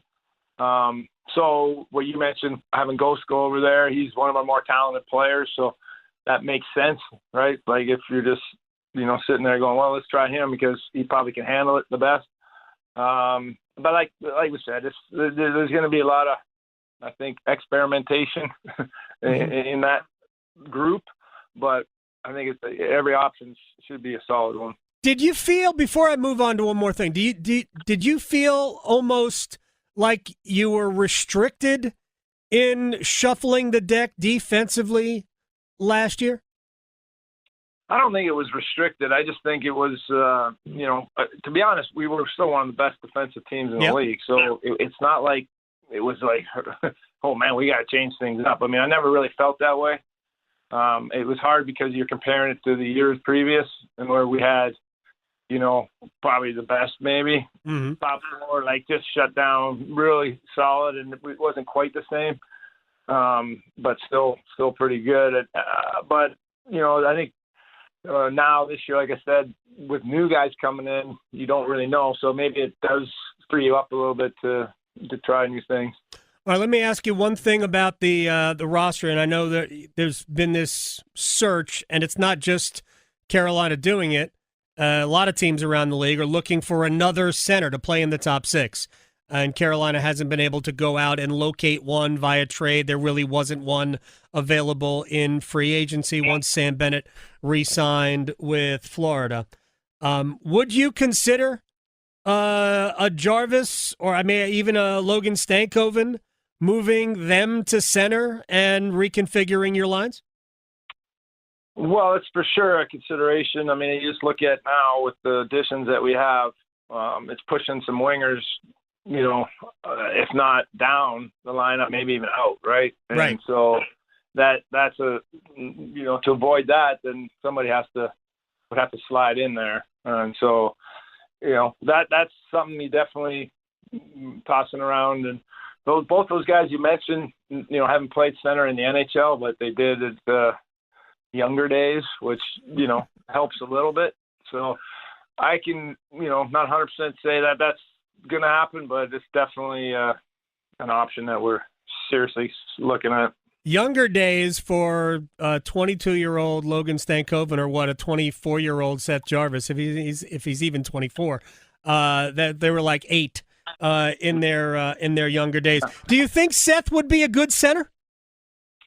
I think he would. I think it kind of goes back to you would remember the debate about putting Marty Natchez at center, and that doesn't mean they wouldn't be able to do it. Are you losing some of the high-end stuff that they do on the wing? Mm-hmm. And is it really worth it? Like, okay, play center, now you're taking the 30 guy can pump in 30 and he gets 20, but he's playing good defense. Is that worth it? Right. It's kind of that concept. You don't want to take some of your best players and make them worse by playing a position it is really hard. It's a hard position to play. So, or it just adds another element, I guess, that takes away from your offense. You don't want that. So that's kind of the dilemma, and really we won't know until we do try it. Yeah, that's why we have 6 preseason games, although these guys aren't going to play 6 preseason games. Oh, are you in favor of an 84-game NHL season, regular season? I'm in favor for they're going to have 4 preseason games, and then 84. I'm in favor of 88 regular season games and 0 preseason games. If you want to be the honest truth, so whatever way lessens the one, and I'm good with adding the other. Gotcha. We don't want to get too carried away, but really, what I would love to see is the season just start earlier so that we can end earlier. And just it just feels like when it gets going into June that it's just dragging a little bit. Unless you're teams that are in it, the interest level kind of everybody's thinking about other things. So love to see us figure a way as a league to speed it up a little bit without jamming up the whole season. All right. Plus, if we end earlier, there's more time to watch the hot dog eating contest. Did you watch the Nathan's hot dog eating contest? I didn't this year. What do you mean this year? You've watched it before? Honest, we used to watch it as a family when my older ones were little. It was kind of a thing we would do because we were always with another family, and it was kind of a tradition. But to be honest, the last few years it was not that good. So we kind of just fell off it. So I know he won again, right? He did. Won again. He made his comeback. Did he even have anybody come close? I don't think so. I can tell you they did not because I watched it, Rod. No one was close. I can't watch it. I just can't. I can't stay with it. He needs to have somebody that can compete with him. Otherwise, it's just not worth watching, right? I don't care what it is. If it's competitive, you might watch it, but not if there's nobody competing with a guy stuffing hot dogs down his mouth. I don't think that's really that exciting. I just can't do it. It grosses me out. Would you ever do a hot dog eating contest? No, I probably wouldn't get 2 or 3 down before I'd be tapping out, and I don't want to come last in anything. So no, thank you. I mean, yeah. First of all, I can't eat the hot dogs the way they eat them. What do you like on a hot dog? I assume you eat hot dogs occasionally. Well, I used to eat a little more than the good old internet shows you what hot dogs are made of. I don't want to look at it. Yeah, it's like, oh my God, I can't do that. But I'm just a plain ketchup dude or nothing, and depending on where you're at. Like some hot dogs don't need anything. if the bun's right and all that. Okay. You know, the Quebec ones, I don't know if you know, and you go to Montreal, the Forum, they're famous for these hot dogs. They don't eat anything on them. But otherwise, you got to probably have a little ketchup. All right. First of all, we have to have a different conversation about ketchup versus mustard. To me, I think once you get older than 7, you got to stop putting ketchup on a hot dog. But I did not hear that about the hot dogs in Montreal. But I'll have to go to Montreal. And I'll tell you what, right now, if you ever talk to Kevin Weeks again, you have him on, ask him about the Montreal Forum when he was backing up a game and he had to go in, and he was in the locker room pounding St. Joe's, they're called, the hot dogs, and he had ketchup on his jersey, and he had to go in and play. Ask him about that. Get his story about that. That is hysterical. All right, let me ask you about this as we kind of wrap up the fun portion of this conversation. See, this is what you can expect. We'll have to come to an agreement on when to do a regular spot. Home Run Derby, Wimbledon, or the Open Championship, which is more likely to have your attention? Oh, that's easy. That's not even. What do you think? I would say. I think your answer is probably going to be the Open Championship. Yeah, for sure. And I the home run thing, I'll flip it on for a second or two. It's kind of, there's really nothing else on. Right. Like if I'm watching at that time of night, there's literally zero else to watch. So I watch it. But and then in the tennis, I just don't know any of these guys anymore. I was watching it the other day, and I'm an old school guy. When John McEnroe and Jimmy Connors stopped playing, I kind of lost interest. So that tells you how long ago that was a long time ago. I've been flipping the page on the tennis. So definitely be the golf thing. Okay. Well, the reason I brought it up, because the athletes that play tennis, and Wimbledon is different because the points are so much shorter. But I think the French Open, the final was over 5 hours. Yeah. Could you perform an athletic event for 5 hours? Can you imagine that? Yeah, you definitely could. I mean, that's when you're top of your game. I don't think I'd do it if it was for fun. But, if that's your job, then that'd be 100%. I'd be all in on that. But yeah, you're right. It's starting to. That's a long time to watch an event. Yeah, I missed the first set and lost the rest of the day watching that. And it was an amazing match. The two best players in the world, Jannik Sinner and Carlos Alcaraz, who you may not know because you haven't watched since John McEnroe retired. Right. I just started kind of watching this last weekend, so I caught up. But like I said, that's why I knew I was so outdated. So anyway. For Father's Day, I got a pickleball set. Have you played pickleball yet? Well, that's the hashtag old folks game that we have definitely transitioned into, and we have some great matches now. So actually, we actually, believe it or not, have one in my backyard. Really? We have a little sport court, and we play pickleball as a family. And Sean Hill and his family come over, and we have some good matches. So I actually enjoy it because obviously it's a lot easier than tennis. I know Justin Williams is a good pickleballer. Yeah, he's good at everything. Him and Jacob Slavin, they have some good matches. So yeah, that's been the new thing for sure. All right, that has to be the new Canes website deal. You have to have a team pickleball tournament, and they have to put it on the web. Yeah, I don't know. I don't think you'd be. At least it wouldn't be a 5-hour match. I can tell you that. That is good. All right, sir. Thank you very much for this. I appreciate your time. We'll talk again very soon. We'll come to an agreement on a regular time spot. Yeah, I was kind of joking, but yeah, okay. I know how it works. Whenever you're missing or you got some dead time, you ring me up. That's fine. It's all good. All right, good. I'm glad you like that. All right, take care. Brother. Bye. That was fantastic. I was just kidding. I don't want to do it. Yeah, we'll do it. When we come back, the best in the business at covering high school sports in North Carolina. Nick Stevens joins us in studio on a Best of the Adam Gold Show. From the heels, Touchdown, Carolina! to the Canes. She scores! He covers it all. The Adam Gold Show on the North Carolina Sports Network. Your child's doctor shares your goals. A healthy future for your child. Doctors recommend vaccines throughout childhood because they protect what matters most. Your child's future from preventable disease and serious illness. Discuss any questions you have and check that your child is up to date and talk about any concerns.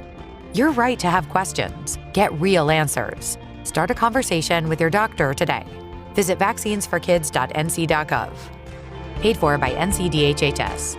Make this your best summer yet by having fun while staying active and engaged. AARP can help. Find AARP events near you by visiting aarp.org/local. That's aarp.org/local to find both in-person and virtual events. You can also learn more about living your best life by listening to AARP Without Limits wherever you listen to your podcasts. Ask any college student. If it wasn't for the last minute, lots of assignments wouldn't get done. So if you haven't figured out your plan for college and how to pay for it yet, don't worry, you've still got time. And with the next NC scholarship, you can still get money to pay for most or all of your tuition. To apply, just fill out your FAFSA and you could get $3,000 for community college or $5,000 for public university, and possibly more. See how easy it is to apply at nextncscholarship.org. The North Carolina Healthcare Association invites you to listen to this month's podcast, Conversations on the State of Healthcare. Each year, 3.6 million people in the U.S. delay or skip medical care altogether simply because they can't get to a healthcare provider. From long distances to unreliable public transit to the cost of a tank of gas, it all adds up. LaPonda Edmondson, president of the North Carolina Healthcare Foundation, joins me to talk about how their social impact program is making a difference in Robeson County. We're investing $900,000 over the course of 3 years in Robeson County. Our aim there is to be able to support these projects that address transportation as a social driver of health. You can learn more and join our latest Conversations on the State of Healthcare wherever you listen to your favorite podcasts, and learn more by visiting nchealthcare.org. Healthcare? Why? Why is it so hard? Healthcare is broken. At Blue Cross and Blue Shield of North Carolina, we get it. Really? Really. That's why we're making healthcare better for all, starting with you. Really? Really. We're making plans easier to navigate by putting all your benefits, prescriptions, and details on your computer and phone. Convinced? No, but it's a start. We'll take it. Blue Cross North Carolina, making healthcare better for all, starting with you. Did you know? Atlantic hurricane season runs through November. From gathering necessary supplies to planning an evacuation route, now is the time to make sure you and your family are prepared. And if a storm damages our electric system, local public power providers are ready to respond and restore power quickly and safely. As a public power customer, you benefit from having an electricity provider that restores power faster than other providers do. Visit electricities.com for storm preparation tips and resources. My name is Gregory, and I am the primary caregiver for our 5 grandchildren. We have worked to be a source of love and stability in their lives. And Medicaid has been a source of stability for us. Medicaid helped with all the visits to the doctor, pharmacy, dentist, orthodontist, mental health therapist, and it has helped our grandchildren grow healthy and strong. Our grandkids call me Papa or Pop Pop, and I'm speaking up to protect NC Medicaid. Learn more at ncchild.org/speakup. That's ncchild.org/speakup. This is the best of the Adam Gold Show. He's outgoing, but he's still great at what he does. Nick Stevens covers high school sports, and he joined us in studio on this Best of the Adam Gold Show. Nick Stevens, managing editor, high school OT, but outgoing. Can we do emeritus? What is it? I don't think anybody wants that. I think for emeritus, you got to be much older. You are still a very young man.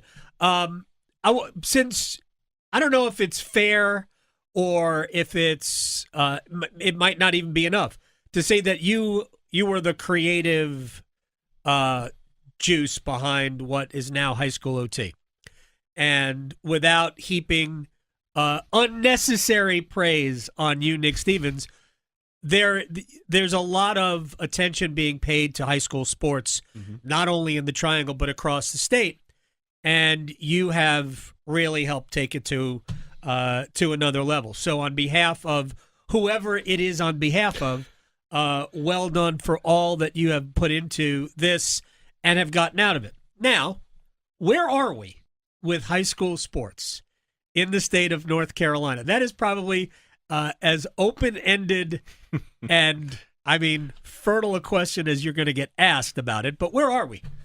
It's a different world in high school sports, not just in North Carolina, but just in general. Right. Things change in sports generally, they eventually trickle down to the high school level. That's Sure. how it always works. And we have NIL in high school now. It's amazing. And by the way, high school sports have not died because of NIL yet. No way. It's pretty amazing, right? Right. We have NIL in high school. You see the transfer portal stuff in college, the number of transfers in high school sports increasing every year, it feels like. We don't have a portal in high school. Right. But there's a lot of kids moving around every year. Because the school year has to end, and the school year is a year, right? Well, there's some transfers that happen in the middle of the school how year about that? as well, and that's one of the things that a lot of coaches and ADs would like to see addressed at some point. Kids moving around from school to school, like in Georgia, they just passed a new policy down there that is very restrictive on transfers, and so I think you're going to see that issue bubble up some more. Obviously, the thing here in North Carolina specifically, things have really changed in the last few years in terms of how the NCHSAA can administer athletics. The state legislature much more involved, right? Or giving that to the State Board of Education and the state superintendent. So that's kind of adjusted some things. That there's some uncertainty about where things go in the future with that, especially financially.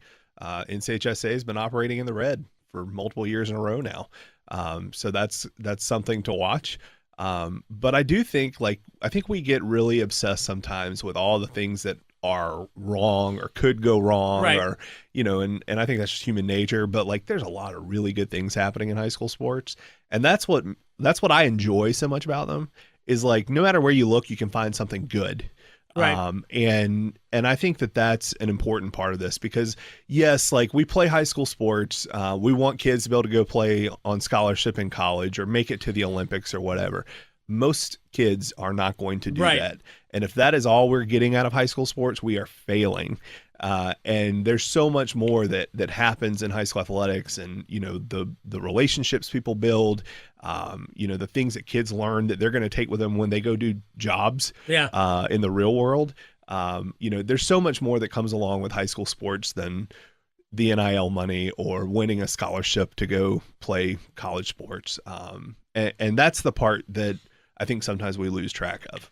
Nick Stevens in studio with us after today will no longer be the managing editor of High School. I think this is my last assignment this right here. This is it? This is it. So at 12:40, it truly is, high school sports truly is an extracurricular activity. Yeah. As opposed to in college, some of it is, but most of it is job pursuit and things like that, money-making endeavors for the universities Sure. and the players. But it truly is at the high school level. It really is extracurricular. Happens after school. Yep. And we have school, then we go to practice, as opposed to what happens a lot in colleges. I am curious. Are you in favor? I think I know the answer to this, but because I know what I think. Yes, I think the Canes should get Mitch Marner. No. Are you in favor of what has happened over the last year, where the state legislature has usurped the authority of the North Carolina High School Athletic Association and is stepping in to run it? The way I look at it, and this might be a political statement or not, I don't care. I don't think that as a body they seem to be all that interested in public education. So why are they interested in the sports played by public schools? I think that, and I'm going to be careful how I say this because I wasn't very careful. I apologize. When we cover a story like that, we have to be able to step outside of the story to cover it. Not necessarily this side says this side says that. We should be covering what's true. Right. But I try to keep my opinion out of it. That being said, I think that's whole situation. I think there were things that the NCHSA could have done that may have mitigated some of that. Sure. The transparency stuff, like you start talking about tens of millions of dollars, people are going to be like, without, and it's so detailed that you don't know all the ins and outs of it, and it's hard to. So like, I don't know that I think there's a place for the state government to play a role. Like having oversight, having transparency, making sure things are done well.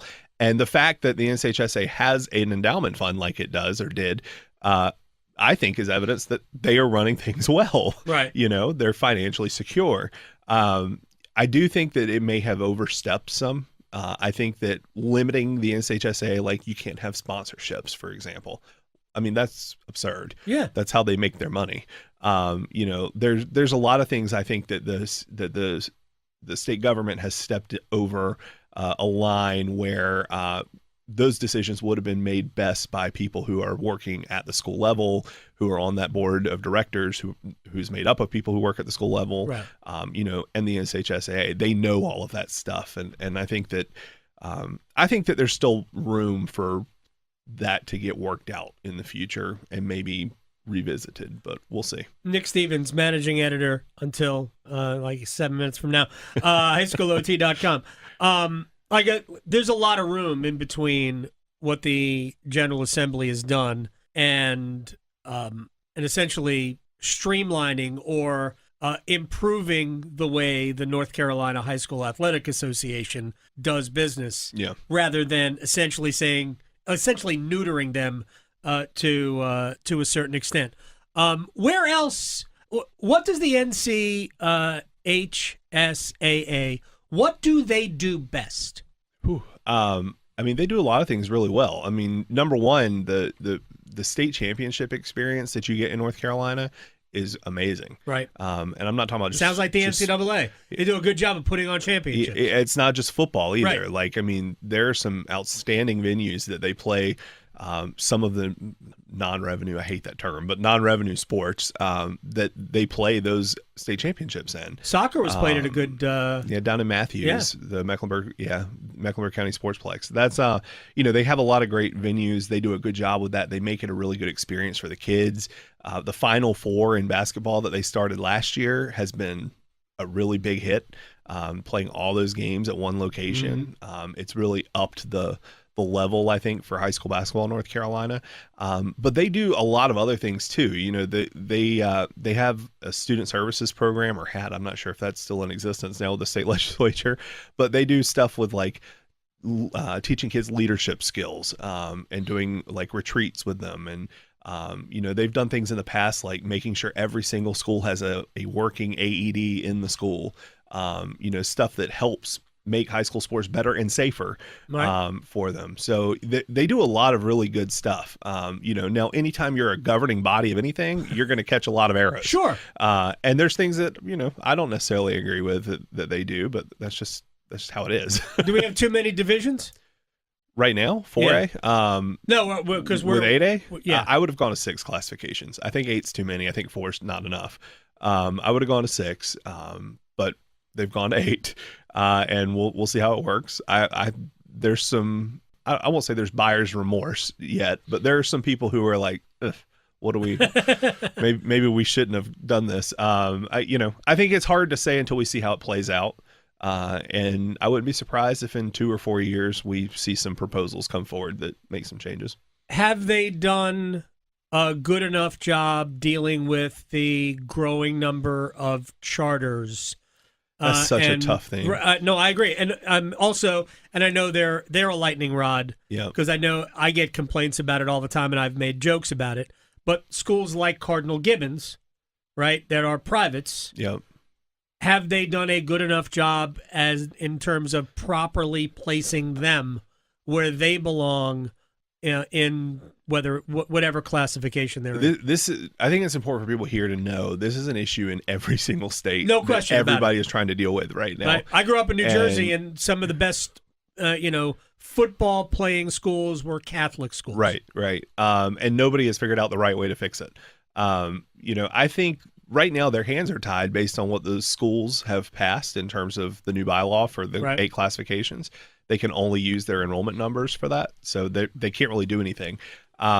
I think that their hands are kind of tied right now. This is not anything I've heard from the NCHSAA, but this is just me, analyzing this. Right. You talk about charter schools. Well, there's a lot of support in the legislature for charter schools. So if the NCHSAA went in and was like, all right, charter schools, we're going to put you in your own division. Right. Is that going to solicit a reaction from the state legislature that just took a lot of action against the NCHSAA in recent years? So, I feel like their hands are kind of tied in that.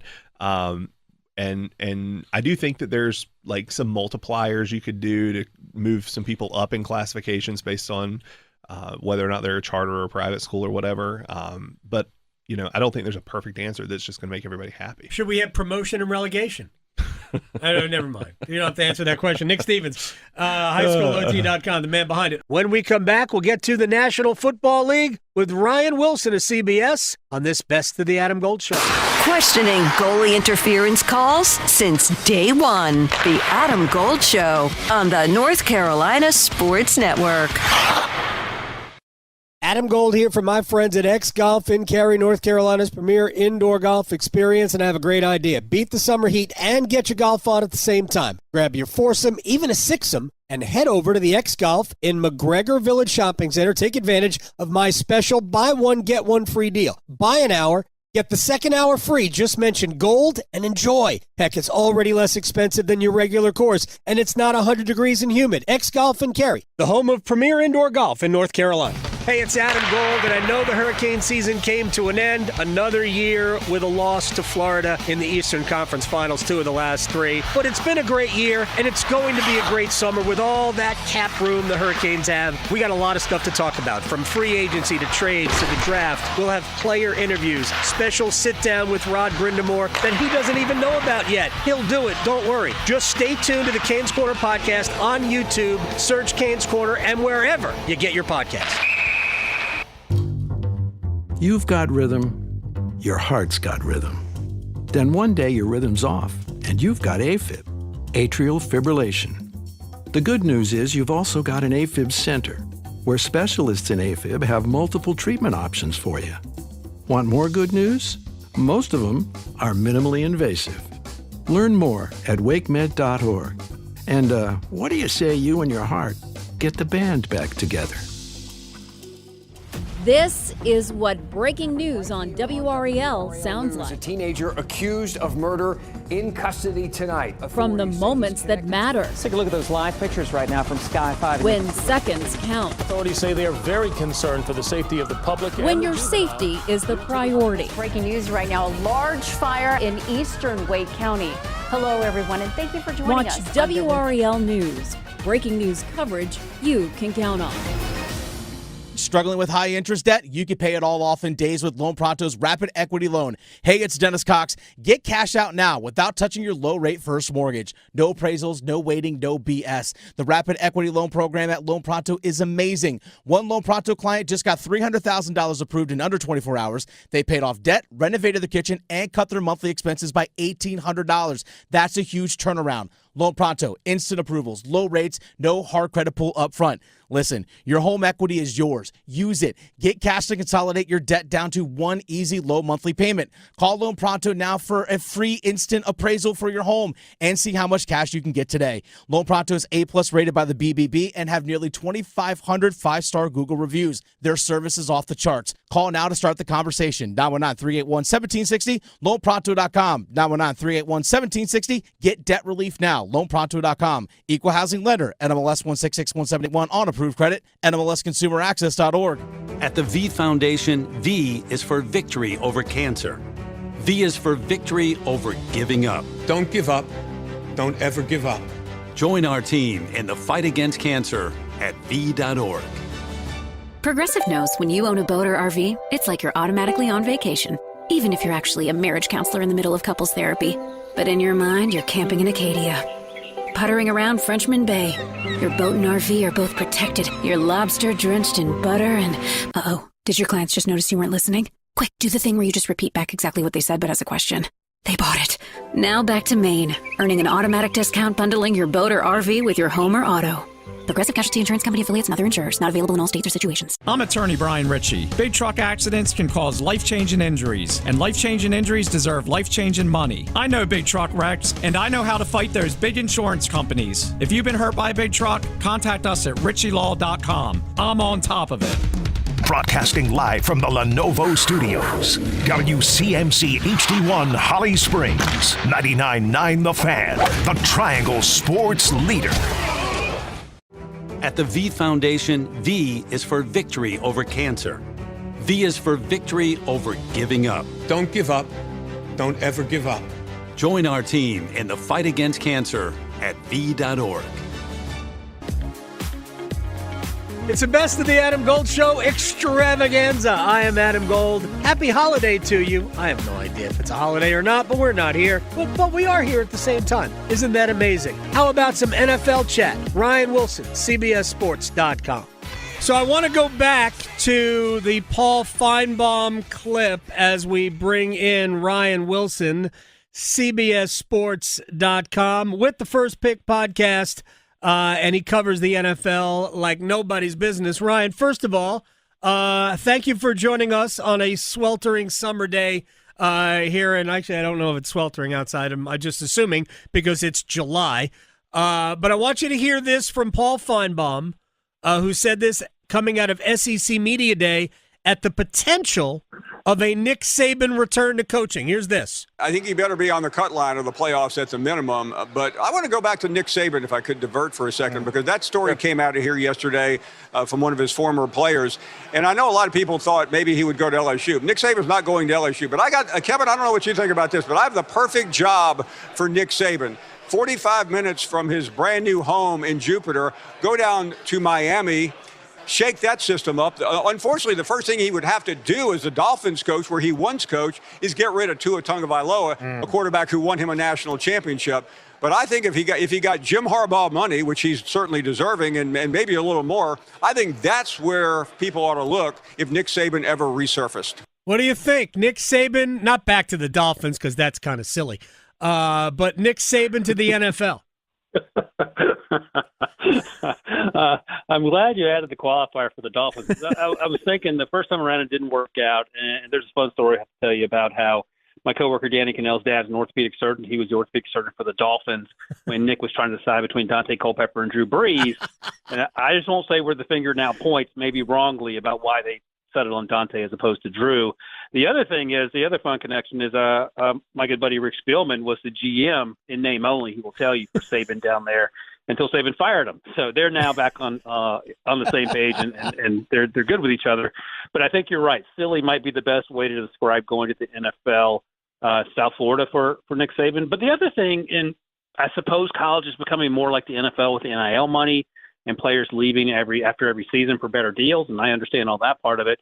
But that's part of the reason Nick left college. He thought the game was changing too fast, and he didn't feel like perhaps keeping up with it. So I don't know if things are suddenly better in the NFL now as the college game continues to evolve. And he's 73. He seems to have a good time doing game day and hanging out with and joking around with Pat McAfee. I don't know if he wants to get back to that grind. And the other thing, when you talk to people at Alabama, one of the reasons he also left was because of his wife, Miss Terry.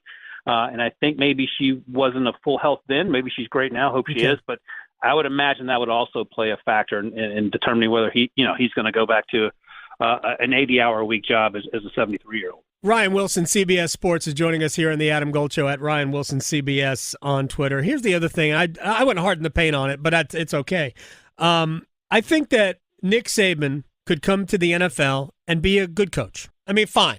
Regardless of what happened at Miami, however many years ago. I think he'd be fine. He'd be an average NFL coach.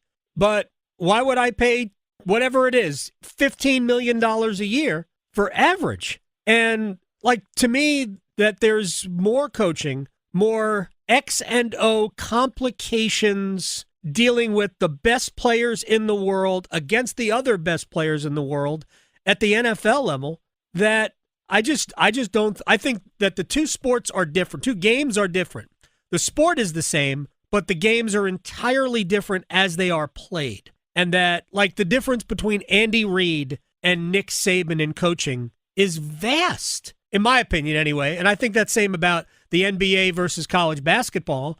Like, we don't give how good the coaches are enough credit in the NFL, and we see that there's a wide gulf in coaches. The other thing, and I think when you talk to the Alabama players as they come through, we typically get them at the combine, the defensive players especially, but even the offensive players, to a person, talk about what a great human being Nick Saban has been for them and their lives developmentally. And also that defensively, there's none better as a coach. But to your larger point, I think the trade-off and the sort of gradations between Andy Reid and coaches 16 through 32, if you're going to rank them, and as we churn through these young coaches, it feels like an owner and a GM might be better served hiring a 38-year-old who's, worked for McVay or Shanahan or whomever, and you're paying coach minimum, quotation marks, whatever that is, as opposed to the premium you're talking about for Nick Saban, who is 73. I would imagine his heart would be in it if he decided to come back, but at 73, how many years are you getting? Can he relate to these players? He did it a few years ago to Alabama, as I just mentioned, but this is, you're aiming at a moving target, it feels like, when you're trying to relate to 21 to 24-year-olds in the age we live in. And I think that's what you have to consider. I think he's a great coach, but Andy Reid is the anomaly. He's not the average coach who's age 65 or older and having such success. And I think it just doesn't make sense to me on the surface. If you told me he went to like a Division III college to coach, that would make much more sense to me because he's doing it to coach. He's not doing it to win a national title or Super Bowl. Like if he, if I'm not suggesting that this should happen, but if Dave Doran left state, if I were NC State, I would throw $20 million at Nick Saban and say, "Come be my coach. Give me whatever you can give me." That's what I would do. Yeah, and you know that his track record is much more proven than the guy in Chapel Hill who continues to be in the news for non-football reasons. Hey, I am Team Belichick here. I have no idea if it's going to work out, but because I am really Team me, I am here for the show that it's going to be, good or bad. It's going to be awesome to watch. Ryan Wilson here on the Adam Gold Show, probably on the other end of the Nick Saban coming back to the NFL spectrum. How do you feel about the Buccaneers creamsicle uniforms coming back on a more regular basis? I'm sure you've thought about this. Love them. Yeah. I mean, you and I are close in age, and I'm way older than you, sir. Okay, well, we'll just you ask a 20-year-old, they think we're the same age, so I'll take it. I'll take that as a compliment for both of us. But when that team began with John McKay as the head coach, and he was asked, "What do you think of your team's execution?" He said, "I'm in favor of it." Those all harken back to those creamsicle uniforms, and it was a simpler time, Adam. Yeah. It was a simpler time all around. Leroy Selman, it's funny. I watched the video that the Buccaneers put out, and it made me laugh because I basically knew. I remember those players when they were in creamsicle uniforms, right? We should have had more Doug Williams highlights, maybe some more James Wilder highlights, but at least we had enough Leroy Selman highlights. Look, I'm a huge fan of old school uniforms, the Chargers coming back, sort of getting to where they were. I like Pat the Patriot. With the whole Patriots thing. I like that better than whatever they've been wearing the last 20 years. Of course, they've won. So as Crash Davis said, don't mess with the streak. Ryan Wilson is joining us here on the Adam Gold Show. Speaking of Belichick, real quick, I don't even know what the occasion was, but where do you stand in the debate over who took the bigger risk between Robert Kraft to hire Bill Belichick or Belichick to take the Patriots job? I love that Belichick said I had other job offers with the Jets. The one he resigned on a napkin and faxed it to him or whatever the story is there. It's so great. It's two old timers who have a fence separating their yards and they're arguing over how far into their property line the fence goes, and they're just yelling back and forth at each other. I wish them both well. One's 85, one's 74. They're both worth billions or hundreds of millions. One's dating a 24-year-old who we know quite well through the media. There are worse situations these two could be in, but they should probably just stop talking about one another. The thing is, they made each other so much money, but they want to a lesser degree, they want the credit like Jerry Jones wanted the credit over Jimmy Johnson. And we're going to get to Jerry Jones in a second here. Here's the thing, in this triangle, Brady, Belichick, Kraft, And it kind of is a triangle because Kraft Robert Kraft's influence kept Tom Brady in New England longer than Bill Belichick would have kept him. And they won Super Bowls as a result of it. But why we can't all agree that it was the combination of the two or three that really led to all the success. And I know Brady won a Super Bowl in Tampa, but that was a team that was built to win a Super Bowl. They just needed competence at quarterback. They got it out of Tom Brady, and Belichick was perfect for the Patriots at the time. Like, why we have to say that was more important than this? I think they're all dependent upon each other. Is that that's the anti-hot take. But basically, I kind of feel like all three of those guys were equally responsible for the success. Yeah, no, I heard the entire question. I feel like Belichick pulled the cord at the moment I was getting ready to respond. He had heard enough of us bad-mouthing him. But I think you're right. Why can't everyone take ownership of the success this franchise had? And they were struggling prior to Belichick and Kraft buying the team, and, of course, Tom Brady getting drafted in 2000. And together they've all made it what it became. Now, if you want to break up the pie in whatever way, I think probably Tom Brady deserves more credit than Belichick, but that's a conversation you can have. But it is weird that these two old-timers are going back and forth in the media. I get the sense in watching some of those behind-the-scene things over the years, Adam, that Belichick tolerated, quotation marks, Robert Kraft because he was the owner, but Robert Kraft seemed like he meant well and was trying to do the best for the organization. And again, it all worked out. We can give everyone credit for the success that organization had over the last 25 years. How come Mo Lewis doesn't get all of the credit for knocking Drew Bledsoe out of the season? The Jets are responsible for their own demise. Ryan Wilson is joining us here on the Adam Gold Show. I played a clip earlier today of Micah Parsons, who was on a podcast with The Undertaker. I have no idea how that came about. I said the same. Is that really The Undertaker? How about that? And the conversation was about, the contract negotiations. What Jerry Jones is never going to learn that the longer you wait, the more expensive it gets? I don't. It's one of those things that just don't make sense. And the more you think about it, the more your head hurts, and you just have to accept the fact that this is how he's going to do business. And he did it with Dak Prescott. He did it with T. Higgins. He did it with CeeDee Lamb. Even previously, he did it with trying to re-sign the running backs. I don't know. And what's going to happen is if the Steelers sign T.J. Watt, now it's going to have to be $1 more than what T.J. Watt makes. Right. T.J. Watt's probably going to be the highest paid edge rusher. And this is going to happen. T.J. Watt is 6 or 7 years older than Micah Parsons. So you're just burning through cash when you could pay Micah now. You could have paid Micah 6 months ago. Yeah. I don't understand the math on it. And now they're going to have 3 of their best players accounting for, I think, like a third or maybe higher of the salary cap in Dak and CD and Micah when he gets paid. So, it's the second time they've done that with Dak. I just don't understand, because we know how the rules work when it comes to contracts. The longer you wait, the more expensive it gets. So there's no debate over whether or not the Dallas Cowboys should keep Micah Parsons, right? We've arrived at that decision. So as soon as now's the time to do it. All right, let me ask you one final question, and we're going all over the place with goofiness and football, but there's been a number of rankings of quarterbacks. I think we could all agree that in one way, shape, or form, it's Mahomes, Allen, Jackson, and Burrow. Those top 4 standalone. I'm not even going to debate what order they should be in. Who's next on that list? Well, this is going to sound crazy, but are we talking about guys like Jaden Daniels, if he can have a positive year too? I think Dak does come into that conversation. Jordan Love is probably in there somewhere. C.J. Stroud, he had a down year last year. They went 10-7. They fired their offensive coordinator, so maybe it wasn't him as quite so much. Even Baker Mayfield has his flashes, and he's sort of helped that team turn around. One name I haven't mentioned yet, and maybe on purpose or not, Justin Herbert. Like, he has to this has to be the year. Like, I give him a lot of grace. I'm a huge Justin Herbert fan, but he has not lived to the same expectations that we've had of Joe Burrow, for example. So I think that's fair to ask. And I think Geno Smith is underrated even at age 34.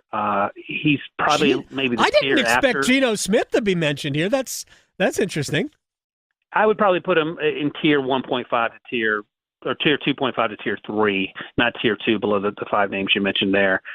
I think the takeaway is that there are a lot of good quarterbacks between 1 and probably 12-ish, and then things get a little murky, and young guys, you want to see how they perform and so on and so forth. But Jaden Daniels might be the biggest surprise to me as I went through that thought exercise. Good, fantastic last year. It's just want to see him put it back-to-back. I think having Cliff Kingsbury there helps. Got to sort out Terry McLaurin. Getting Debo Samuels will help as well. But that team just goes to show, sort of like the Houston Texans a few years ago, if you get the coach and the quarterback right, you can fix a lot of things quickly on a bad football team. And that's, honestly, that's the only hesitation I have is that, all right, we've seen it 1 year, and I'm thinking what I saw from C.J. Stroud in year 2, that I want to wait before I say Jaden Daniels belongs, really in that conversation. But, I didn't have him far away. I had Matthew Stafford 5th on my own list.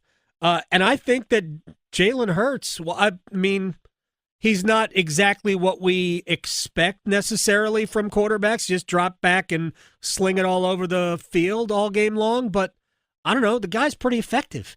Yeah, and Jalen's a good one I overlooked him unintentionally, and that's a good call for you, because I know he catches guff unnecessarily, and I think to your point, he fits that system great, and I think he would fit other systems great as well. And that team, all that team does is win. So you can make excuses about why, but he's a big part of it. Ryan Wilson, CBS Sports. Maybe you and I are the same age. You said guff. You just said he takes a lot of guff. All right.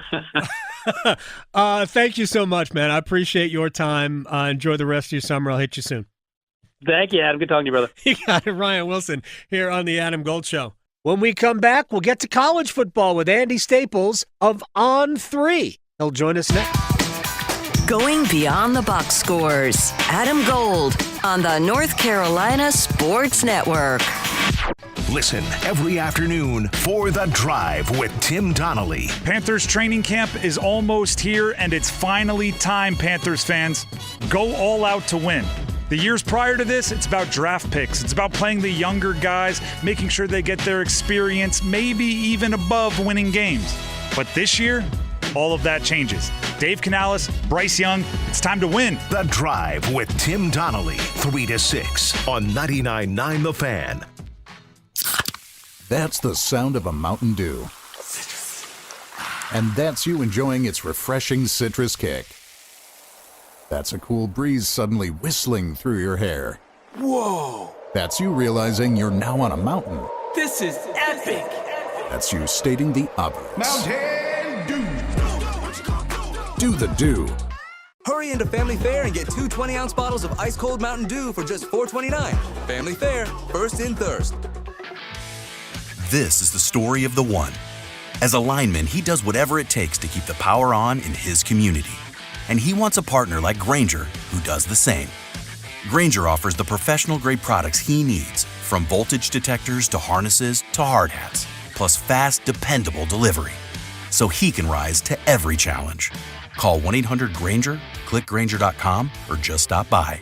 Grainger, for the ones who get it done. Hey, it's Tim here for All-Star Dog Training. We all know Ripken, the legend, right? The best trained dog in the Triangle. You see him at Bulls games, you see him at state games grabbing the tee. What you may not know is Michael from All-Star Dog Training, the man behind the dog, has won awards like the Voters' Choice Award for Best Pet Training Service 8 years in a row, PBS Emmy Award, hundreds of 5-star reviews. Michael, what else have you done to garner this attention? We try to help every dog in the Triangle. That's our goal, and I know Ripken will want every dog to be an all-star just like him. So that's why we came out with All-Star Dog Training. All-Star Dog Training, it's a rebrand in honor of Ripken. What services do you offer? At our 5,000 square foot facility in Apex, we offer private lessons, day train programs, puppy classes, and even board and trains. But always remember, we'll come to you too.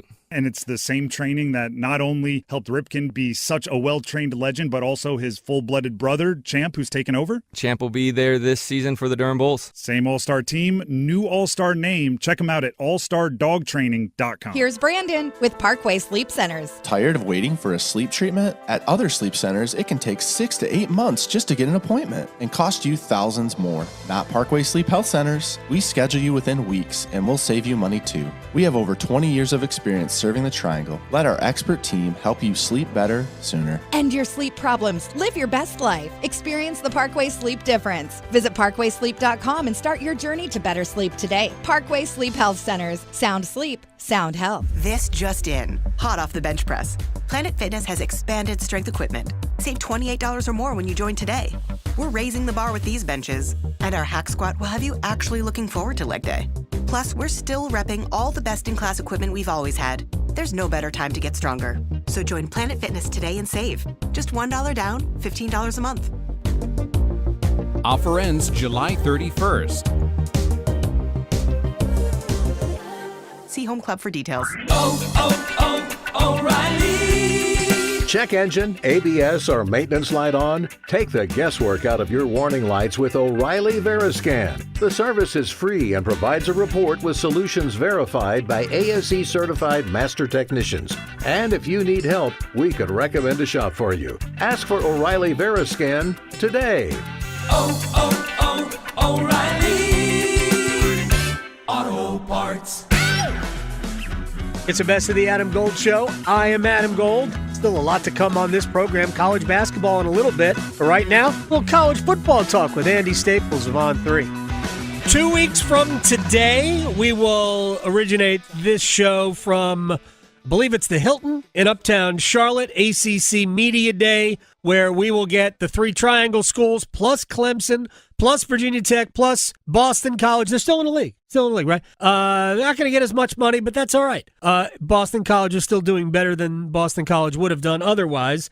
Andy Staples, I don't know if Andy's going to be there or not. He was just at Big 12 Media Days. On 3, which is Dynamite, does the show with Ari Wasserman, Andy_Staples on Twitter. You talked to a big-time billionaire who's going to save college sports. Going to get to that element of it in a second. But thank you very much. How was Big 12 show? Big 12 was awesome. Big 12 understands the assignment. They realize when you're not in the SEC and the Big 10, maybe don't schedule your media days on the same days as one of those conferences. The ACC, I guess, did not get the memo because they are trying to go head-to-head with the Big 10, and I can tell you who's going to win that one. Yeah, there's no doubt about that. Let me get to, I guess, an element of why Cody Campbell is so important. Cody Campbell is the multi-billionaire, and I think he just sold one of his energy companies for like $4 billion, that has really been behind Texas Tech getting deep into the NIL game. Yep. I'm very curious, and maybe you talked about it with him. I didn't get through all of the conversation with Cody Campbell. But when the College Sports Commission says that all NIL deals with the third party, the collectives, have to have a valid business purpose, how does that impact what Cody Campbell, and it's not just him, what all of the collectives are doing? Well, they're going to have to figure out a way to do that, or somebody's just going to sue the College Sports Commission. Right. Because here's the thing. You can't tell me how much I can pay somebody. This is America. Right. Now, the player and the school can't sue over that because the school opted into the House settlement, which allows them to do the revenue sharing. The player, by picking a school that opted into the House settlement, also opts into the House settlement. So they have to go to arbitration with anything that the CFC does. The person who is paying on the deal, the NIL deal, does not. They're not bound by anything. They're just going to go to court and say, these people have colluded to say that I can't pay this person what I think they're worth, and that's a violation of the Sherman Act, and the court will agree with them. It seems that simple, except, and then this is what I have said to everybody I have spoken with. Does the NCAA employ attorneys? Because I'm not entirely sure that they do. Well, they pay them a fortune, but the NCAA attorneys did not come up with this. What's funny is this is the conferences trying to recreate the NCAA by another name and not understanding that they're still breaking the same law. And the only way to not break that law would be collective bargaining, or Congress says you're exempt from the Sherman Act, which I don't think they're going to do. No. So they got to figure that out. But the Cody Campbell thing's interesting because Cody Campbell is funding a lot of the Texas Tech roster aggressive expansion. But here's the thing. Cody Campbell's also got an organization called Saving College Sports. Yes. What he would like to do ultimately, which I think the ACC and the Big 12 schools would be very much behind, and obviously all the Group of 5 schools would be very much behind. What he wants to do is kind of unlock some hidden television revenue that would make everybody more money. But he wants it to kind of be codified into everybody who's in the FBS now is still in the FBS. They're still at the highest level. Like, you're not cutting off the top 40 programs and they're going to go do their own thing. He does not want that to happen. Now, the SEC and the Big Ten don't like that because they like this power gap. They like this revenue gap. And his thing is, look, you'll still have the gap. It'll just be everybody makes some more. And it's interesting because it actually involves an antitrust exemption, but it's not the same one that all the schools keep lobbying Congress for. This would be a very limited one. There's a law called the Sports Broadcasting Act of 1961, and it's what allows NFL teams, Major League Baseball teams, NBA teams to sell all their television rights as one. So this is how some other football league isn't going to sue the Falcons and the Cowboys for collusion, because they can't, because the Falcons and the Cowboys are allowed to get together as NFL teams and sell as one. If you sold college football TV rights as one, it's probably worth twice as much money as they're all getting now, and because you can control the supply.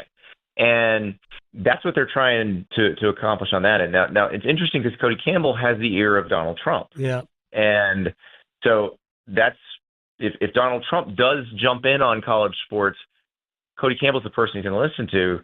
But what Cody Campbell wants on that front is actually kind of opposed to what he's doing with Texas Tech. Like, he still thinks players should get paid. Yep. He still wants that to be market-based, but there would obviously be some limits on it in his ideal world. And right now, and this is his thing, if you ask him, he'll tell you. He's like, I want this other thing, but if this is going to be the system now, we're going to take advantage of it as best we can. Yeah, that just sounds smart to me.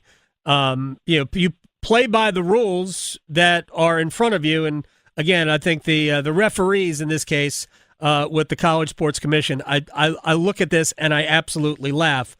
Again, I just wondered. I mean, I know they're paying attorneys because they keep losing and they keep settling out of court. It's so funny to me. Like, they're like, okay, the NCAA is not working, so what are we going to do? And they get together, and you just imagine all these millionaires getting together, and like I just imagine them in a big huddle with their arms around each other's shoulders, and they're like, okay, ready, break, and they're like, okay, here's what we came up with.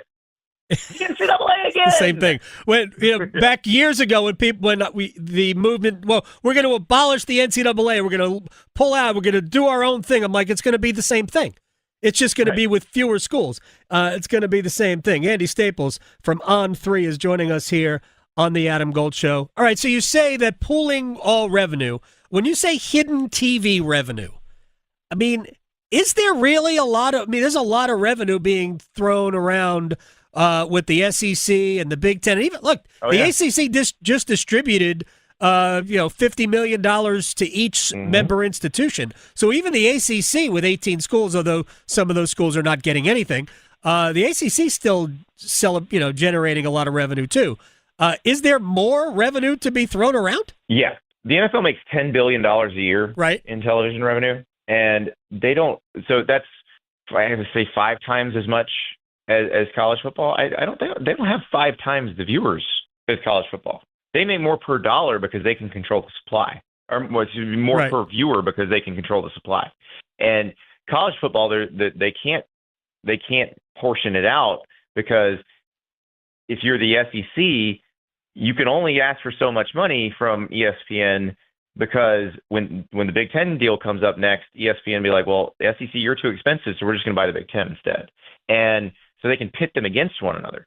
And if they're selling as one, if it's all the FBS schools working together to sell their rights, and like, okay, you're going to get this many SEC games, you're going to get this many Big Ten games, you're going to get this many ACC games, you're going to get this many Big 12 games, and you're like, this network gets this network gets this, and you can control that and leverage them all against each other, you can make more per viewer. Probably, I don't know if it's twice as much as they make now, but I think it's significantly more than they make now. But then they'd have to share that to a certain extent with a lot more schools. Right, and it's one of those things, like in if you talk to Cody Campbell about it, he's like, it's a rising tide floats all boats thing. Like the SEC and the Big Ten don't lose money on the deal; they make more money on the deal. So, and his thing is, are you going to turn down a deal that makes you more money? Who does that? And the answer is people in college sports, because they've done that for years. Like the playoff always would have made more money than the BCS, right? But they wouldn't do it because people are so afraid of losing whatever power they've accumulated. Andy Staples is joining us from On3. It really speaks to that maybe the two conferences we're talking about here, the SEC and the Big Ten, are more about the power of having more than having more than what they've got now. And think about it. Let's go back, because we're about the same age. Yeah. So well, I think I'm older, but that's fine. Yeah. Let's remember the late 90s. The SEC and the ACC and the Big Ten and the Big 12 and the Big East even didn't feel all that different back then. Like there were certain, obviously some SEC and Big Ten programs that were more marketable than anywhere else, but you had Texas and Oklahoma in the Big 12. Having Miami and ACC gets Miami and Florida State, and so you thought, okay, they're not that different. They feel very different now. And I think that's like the SEC and the Big Ten have worked very hard to create that power gap, and they probably don't want to give it up. Like if I am Greg Sankey or Tony Petitti, I can't blame them for feeling the way they feel. That doesn't mean it's good for the sport. Well, that's been my contention throughout this entire, I guess, the last 8 or 10 years, is that the people who are running, and I think it's more so the SEC than the Big Ten. To me, the Big Ten has stumbled into the money. Like they found the money on the sidewalk. The SEC has actually built it by being incredibly amazing in football at not just one spot, but like 6 or 7 spots. Putting out an incredibly compelling product. I mean, like the drama of an SEC football season as a television product is pretty spectacular when you really boil it down. And they've done a good job of marketing that.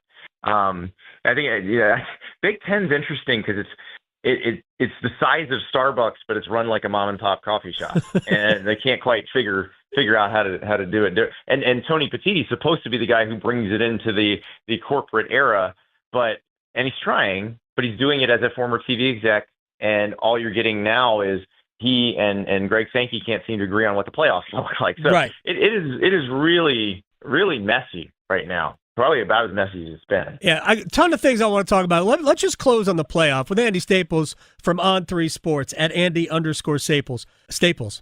Well, the first of 2 Staples we'll have on the program. Jason Staples covers Carolina for Inside Carolina. Oh, there you go. Is going to join us next hour. Yeah, Doc. You are the first Doc Staples of our 2 Staples. Not related, by the way. I was going to ask Jason. I wasn't going to lower you to that level. But it's a very uncommon name, and so like the only famous Staples are musicians. You've got the Staples thing that Mavis and Pops. I'll take you there. Vince Staples is an excellent rapper, but and then there's just like me and Doc Staples. We're doing okay. There's an Andy Staples who's a golf course architect who's way more successful than I am. And then there's also an Andy Staples who's a bass player from Britain who gets hired to work on all these great albums. So I'm just trying to become the best Andy Staples I can be. The Andy Staples who is a golf course architect I've never heard of, and I'm a huge geek when it comes to that. So I think you're already ahead of him. I get his I get tweets intended for him sometimes, and he gets a lot more tweets that are intended for me, and I feel bad for him because he's just trying to design a good sand trap, and here's some Clemson fan mad about something I said about Dabo. It's fine. So. It's all good. You I don't know. You probably get more engagement.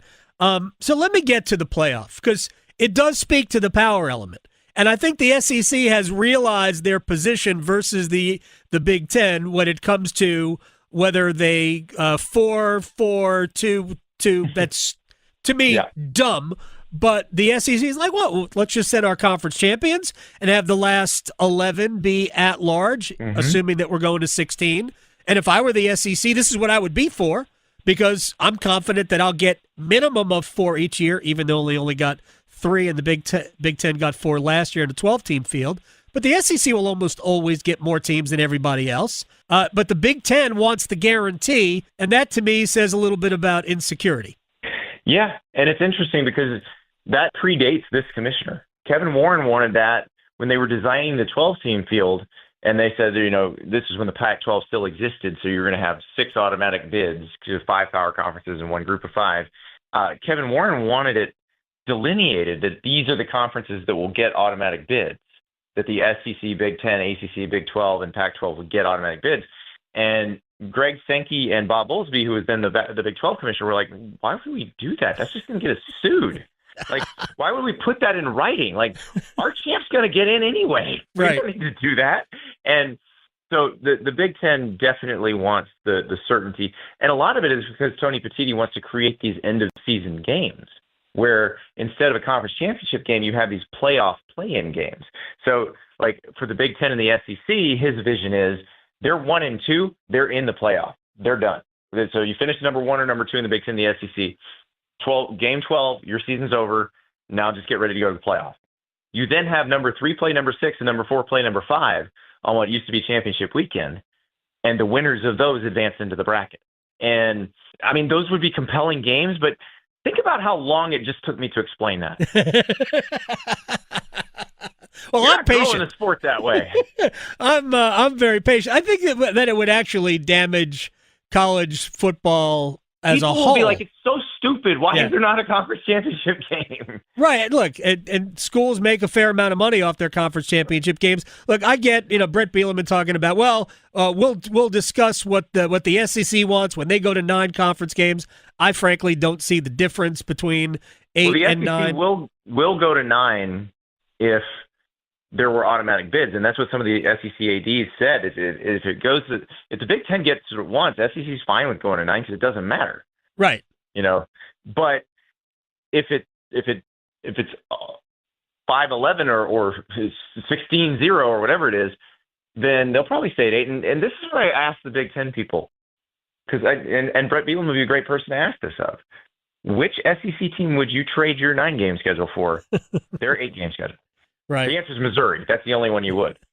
But you would not trade other than Missouri's, the other 15 8-game SEC schedules, you would rather play your 9-game Big Ten schedule. Yeah, Indiana probably would not have survived Georgia's or Alabama's schedule. Go look at Oklahoma's last 7 games this year. It is the most brutal stretch I've ever seen a team have to play. I wonder if they wanted to go back to the Big 12 after all of that. Andy Staples, I appreciate your time. On 3 Sports at Andy_Staples. Enjoy the summer. I know you're going to be busy anyway because we're gearing up for college football, but I thank you for your time. My pleasure, Adam. Thank you so much for having me. You got it. Andy Staples here on the Adam Gold Show. It's a Best of the Adam Gold Show. Thanks to Andy Staples. Brian Geisinger talks Summer League hoops with us next. Going beyond the box scores. Adam Gold on the North Carolina Sports Network. I had questions about my child's vaccines, so I got real answers from her doctor because we share the same goal, keeping her healthy and strong. Her doctor told me that keeping up with childhood vaccines, getting them at the recommended ages and sometimes together, is a proven way to protect her from serious illnesses, ones that can be prevented with vaccines. Have questions? Get real answers. Talk to your doctor. Visit vaccinesforkids.nc.gov. Paid for by NCDHHS. Make this your best summer yet by having fun while staying active and engaged. AARP can help. Find AARP events near you by visiting aarp.org/local. That's aarp.org/local to find both in-person and virtual events. You can also learn more about living your best life by listening to AARP Without Limits, wherever you listen to your podcasts. Ask any college student. If it wasn't for the last minute, lots of assignments wouldn't get done. So if you haven't figured out your plan for college and how to pay for it yet, don't worry, you've still got time. And with the next NC scholarship, you can still get money to pay for most or all of your tuition. To apply, just fill out your FAFSA and you could get $3,000 for community college or $5,000 for public university, and possibly more. See how easy it is to apply at nextncscholarship.org.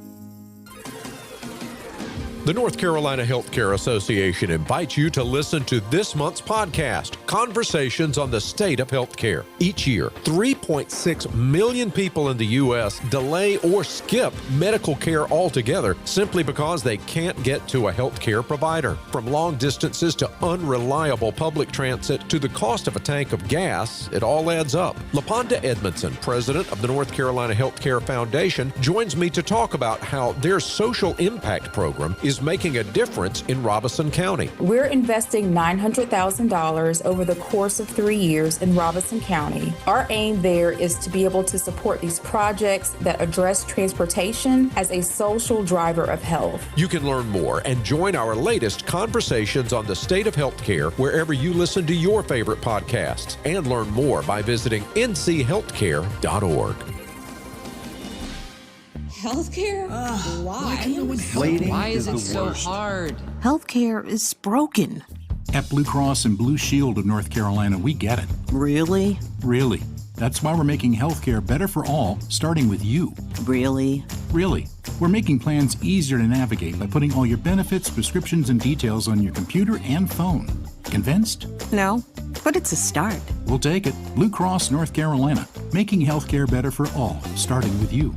Did you know Atlantic hurricane season runs through November? From gathering necessary supplies to planning an evacuation route, now is the time to make sure you and your family are prepared. And if a storm damages our electric system, local public power providers are ready to respond and restore power quickly and safely. As a public power customer, you benefit from having an electricity provider that restores power faster than other providers do. Visit electricities.com for storm preparation tips and resources. My name is Gregory, and I am the primary caregiver for our 5 grandchildren. We have worked to be a source of love and stability in their lives, and Medicaid has been a source of stability for us. Medicaid helped with all the visits to the doctor, pharmacy, dentist, orthodontist, mental health therapist, and it has helped our grandchildren grow healthy and strong. Our grandkids call me Papa or Pop Pop, and I'm speaking up to protect NC Medicaid. Learn more at ncchild.org/speakup. That's ncchild.org/speakup. The best of the Adam Gold Show. We saved the best for last. The best basketball brain I know, Brian Geisinger, on Summer League. The Summer League basketball, they will crown a Summer League champion at some point because they have to do that. That's fine. Crown champions, I don't care how many times you crown a champion. That's all good. Brian Geisinger, our basketball brain, was out in Vegas for Flag Days. He's back home now, so congratulations on the return. Are you jet lagged? Yeah, incredibly so. I took a red eye back Sunday night, landed at RDU at 6:15, 6:30 in the morning yesterday. So not 100%, but slowly but surely getting back to normal here. Good for you. All right, I know we only saw 2 days of Cooper Flagg, which is one more than we saw of Zion Williamson back when he played Summer League that year. I know the shooting numbers weren't great in day one, but everything else was. What do you overall think of what we saw from Cooper Flagg? Yeah, I felt really good about it. I was in attendance for the second game where it was the Mavericks versus the Spurs, so Cooper Flagg against Dylan Harper and Carter Bryant, which was really fun. And Cooper was, I thought, awesome in that game. He shot it better, set it well off the dribble, got to the rim, had a couple, really sort of nasty Cooper style, rim attacks. Thought he was terrific and thought he did a nice job while being, the focal point of Dallas' offense and having to be defended by, Carter Bryant, who's a guy that he matched up with when Carter was at Arizona a few times this past season against matchups against Duke. But yeah, I thought Cooper was good in those settings. And, it just, for a little bit of context, Dallas did not send, a great Summer League team around Cooper.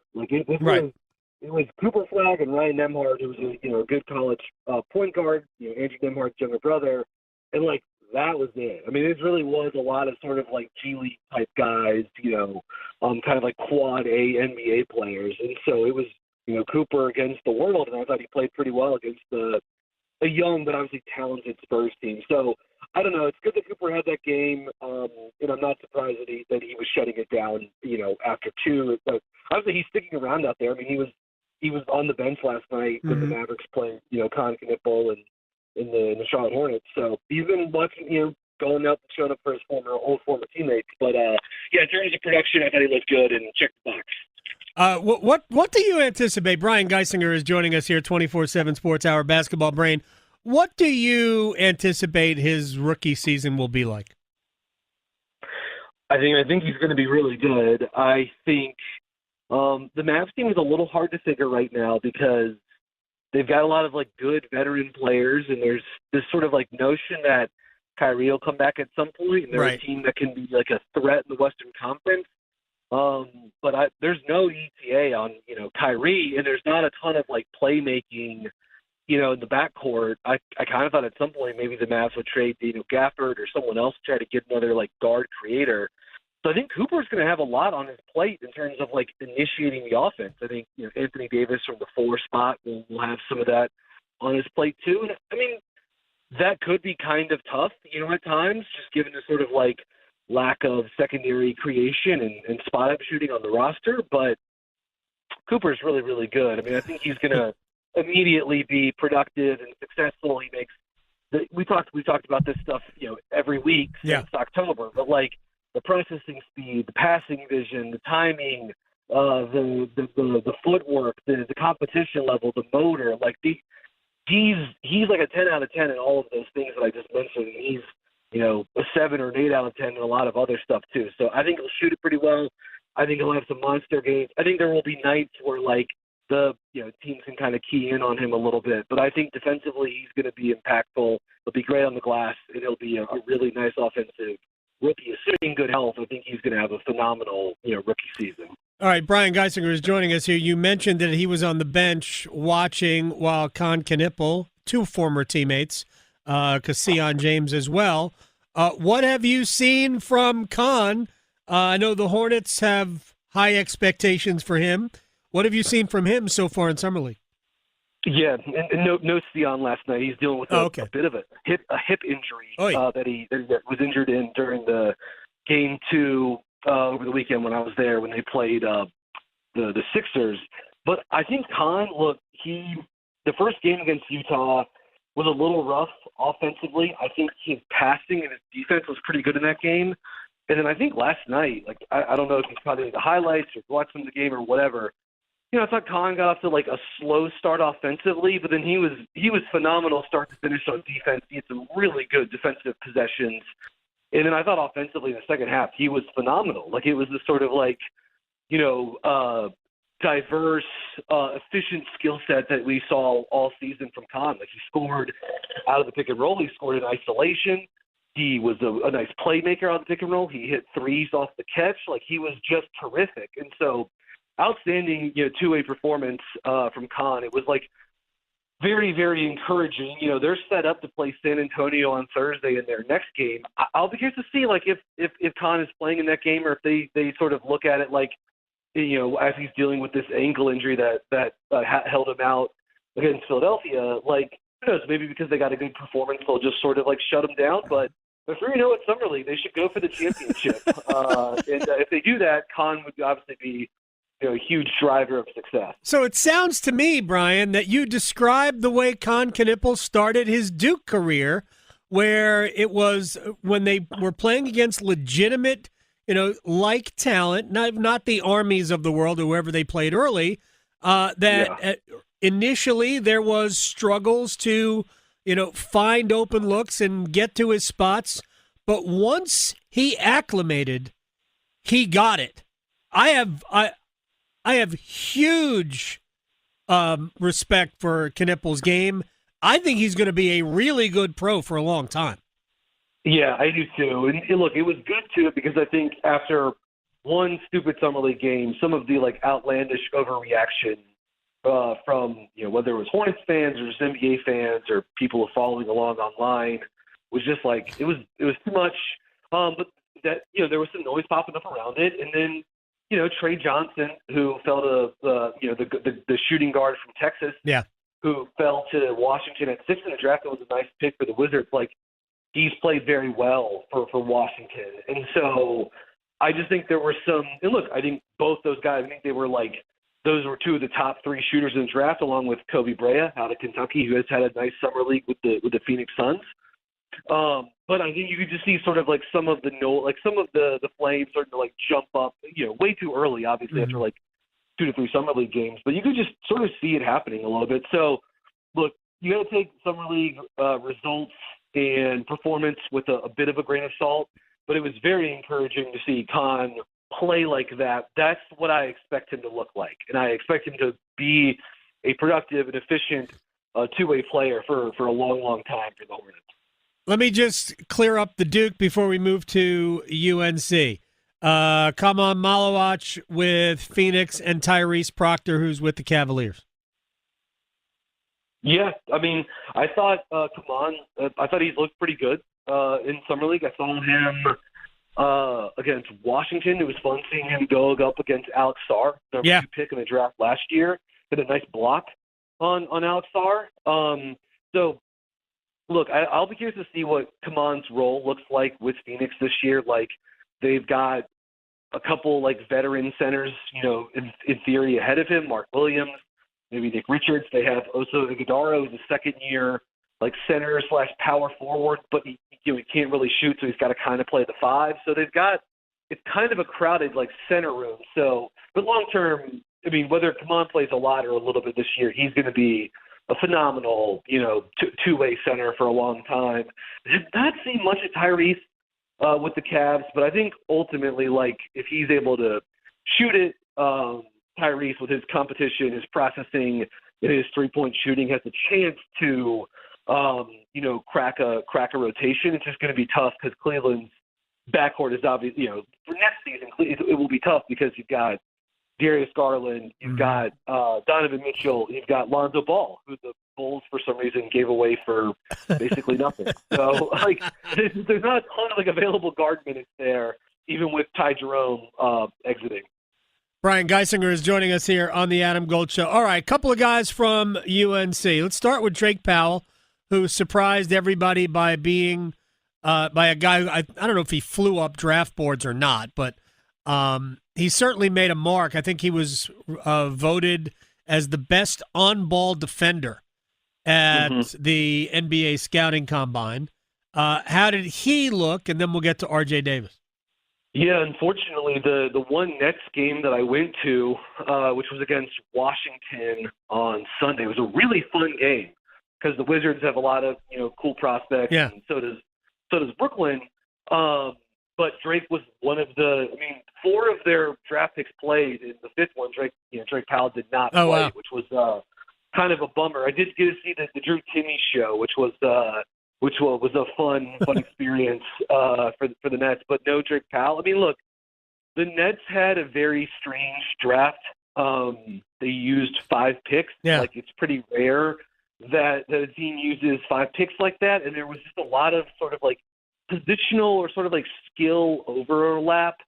They also drafted Yegor Demon out of BYU with the 8th pick, which, like, look, man, I see like the optimistic vision with someone like Yegor Demon, this 6'9" ball handler that sees the floor. But like, look, I myself had him basically like back end, if not out of the lottery entirely.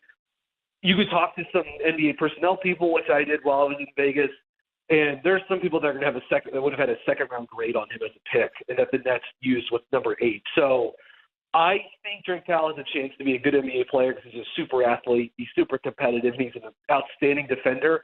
I saw some of UNC. I was on the flight out there. Some of UNC staff was on the flight to Vegas with me. So certainly there was some support there for he and R.J. Davis, and Armando Bacot. But yeah, it's just going to take some time for Powell because I just don't know quite what the Nets are going to look like over the next couple of seasons. Yeah, I thought for sure they would package a couple of picks and maybe trade up, or even package a couple of picks and get picks next year. I don't know, 5 picks. It almost feels like the Nets are like, well, one of these guys is going to pan out, so we'll just throw a blanket over a bunch of different guys. Did Davis make enough of an impact to maybe get a chance with the team? I mean, he's been in the rotation with them in Summer League, which says something. But my guess would be that he's like, R.J. Davis is playing for the South Bay Lakers, and maybe he's able to earn himself a two-way contract and then spend some time, with the Lakers. We know we've seen R.J. play a lot of basketball the last 5 years. He's on the smaller end. He's not like the best athlete in the world, so right. He's sort of starting from, a bit of a disadvantage. But he's quick. He's twitchy.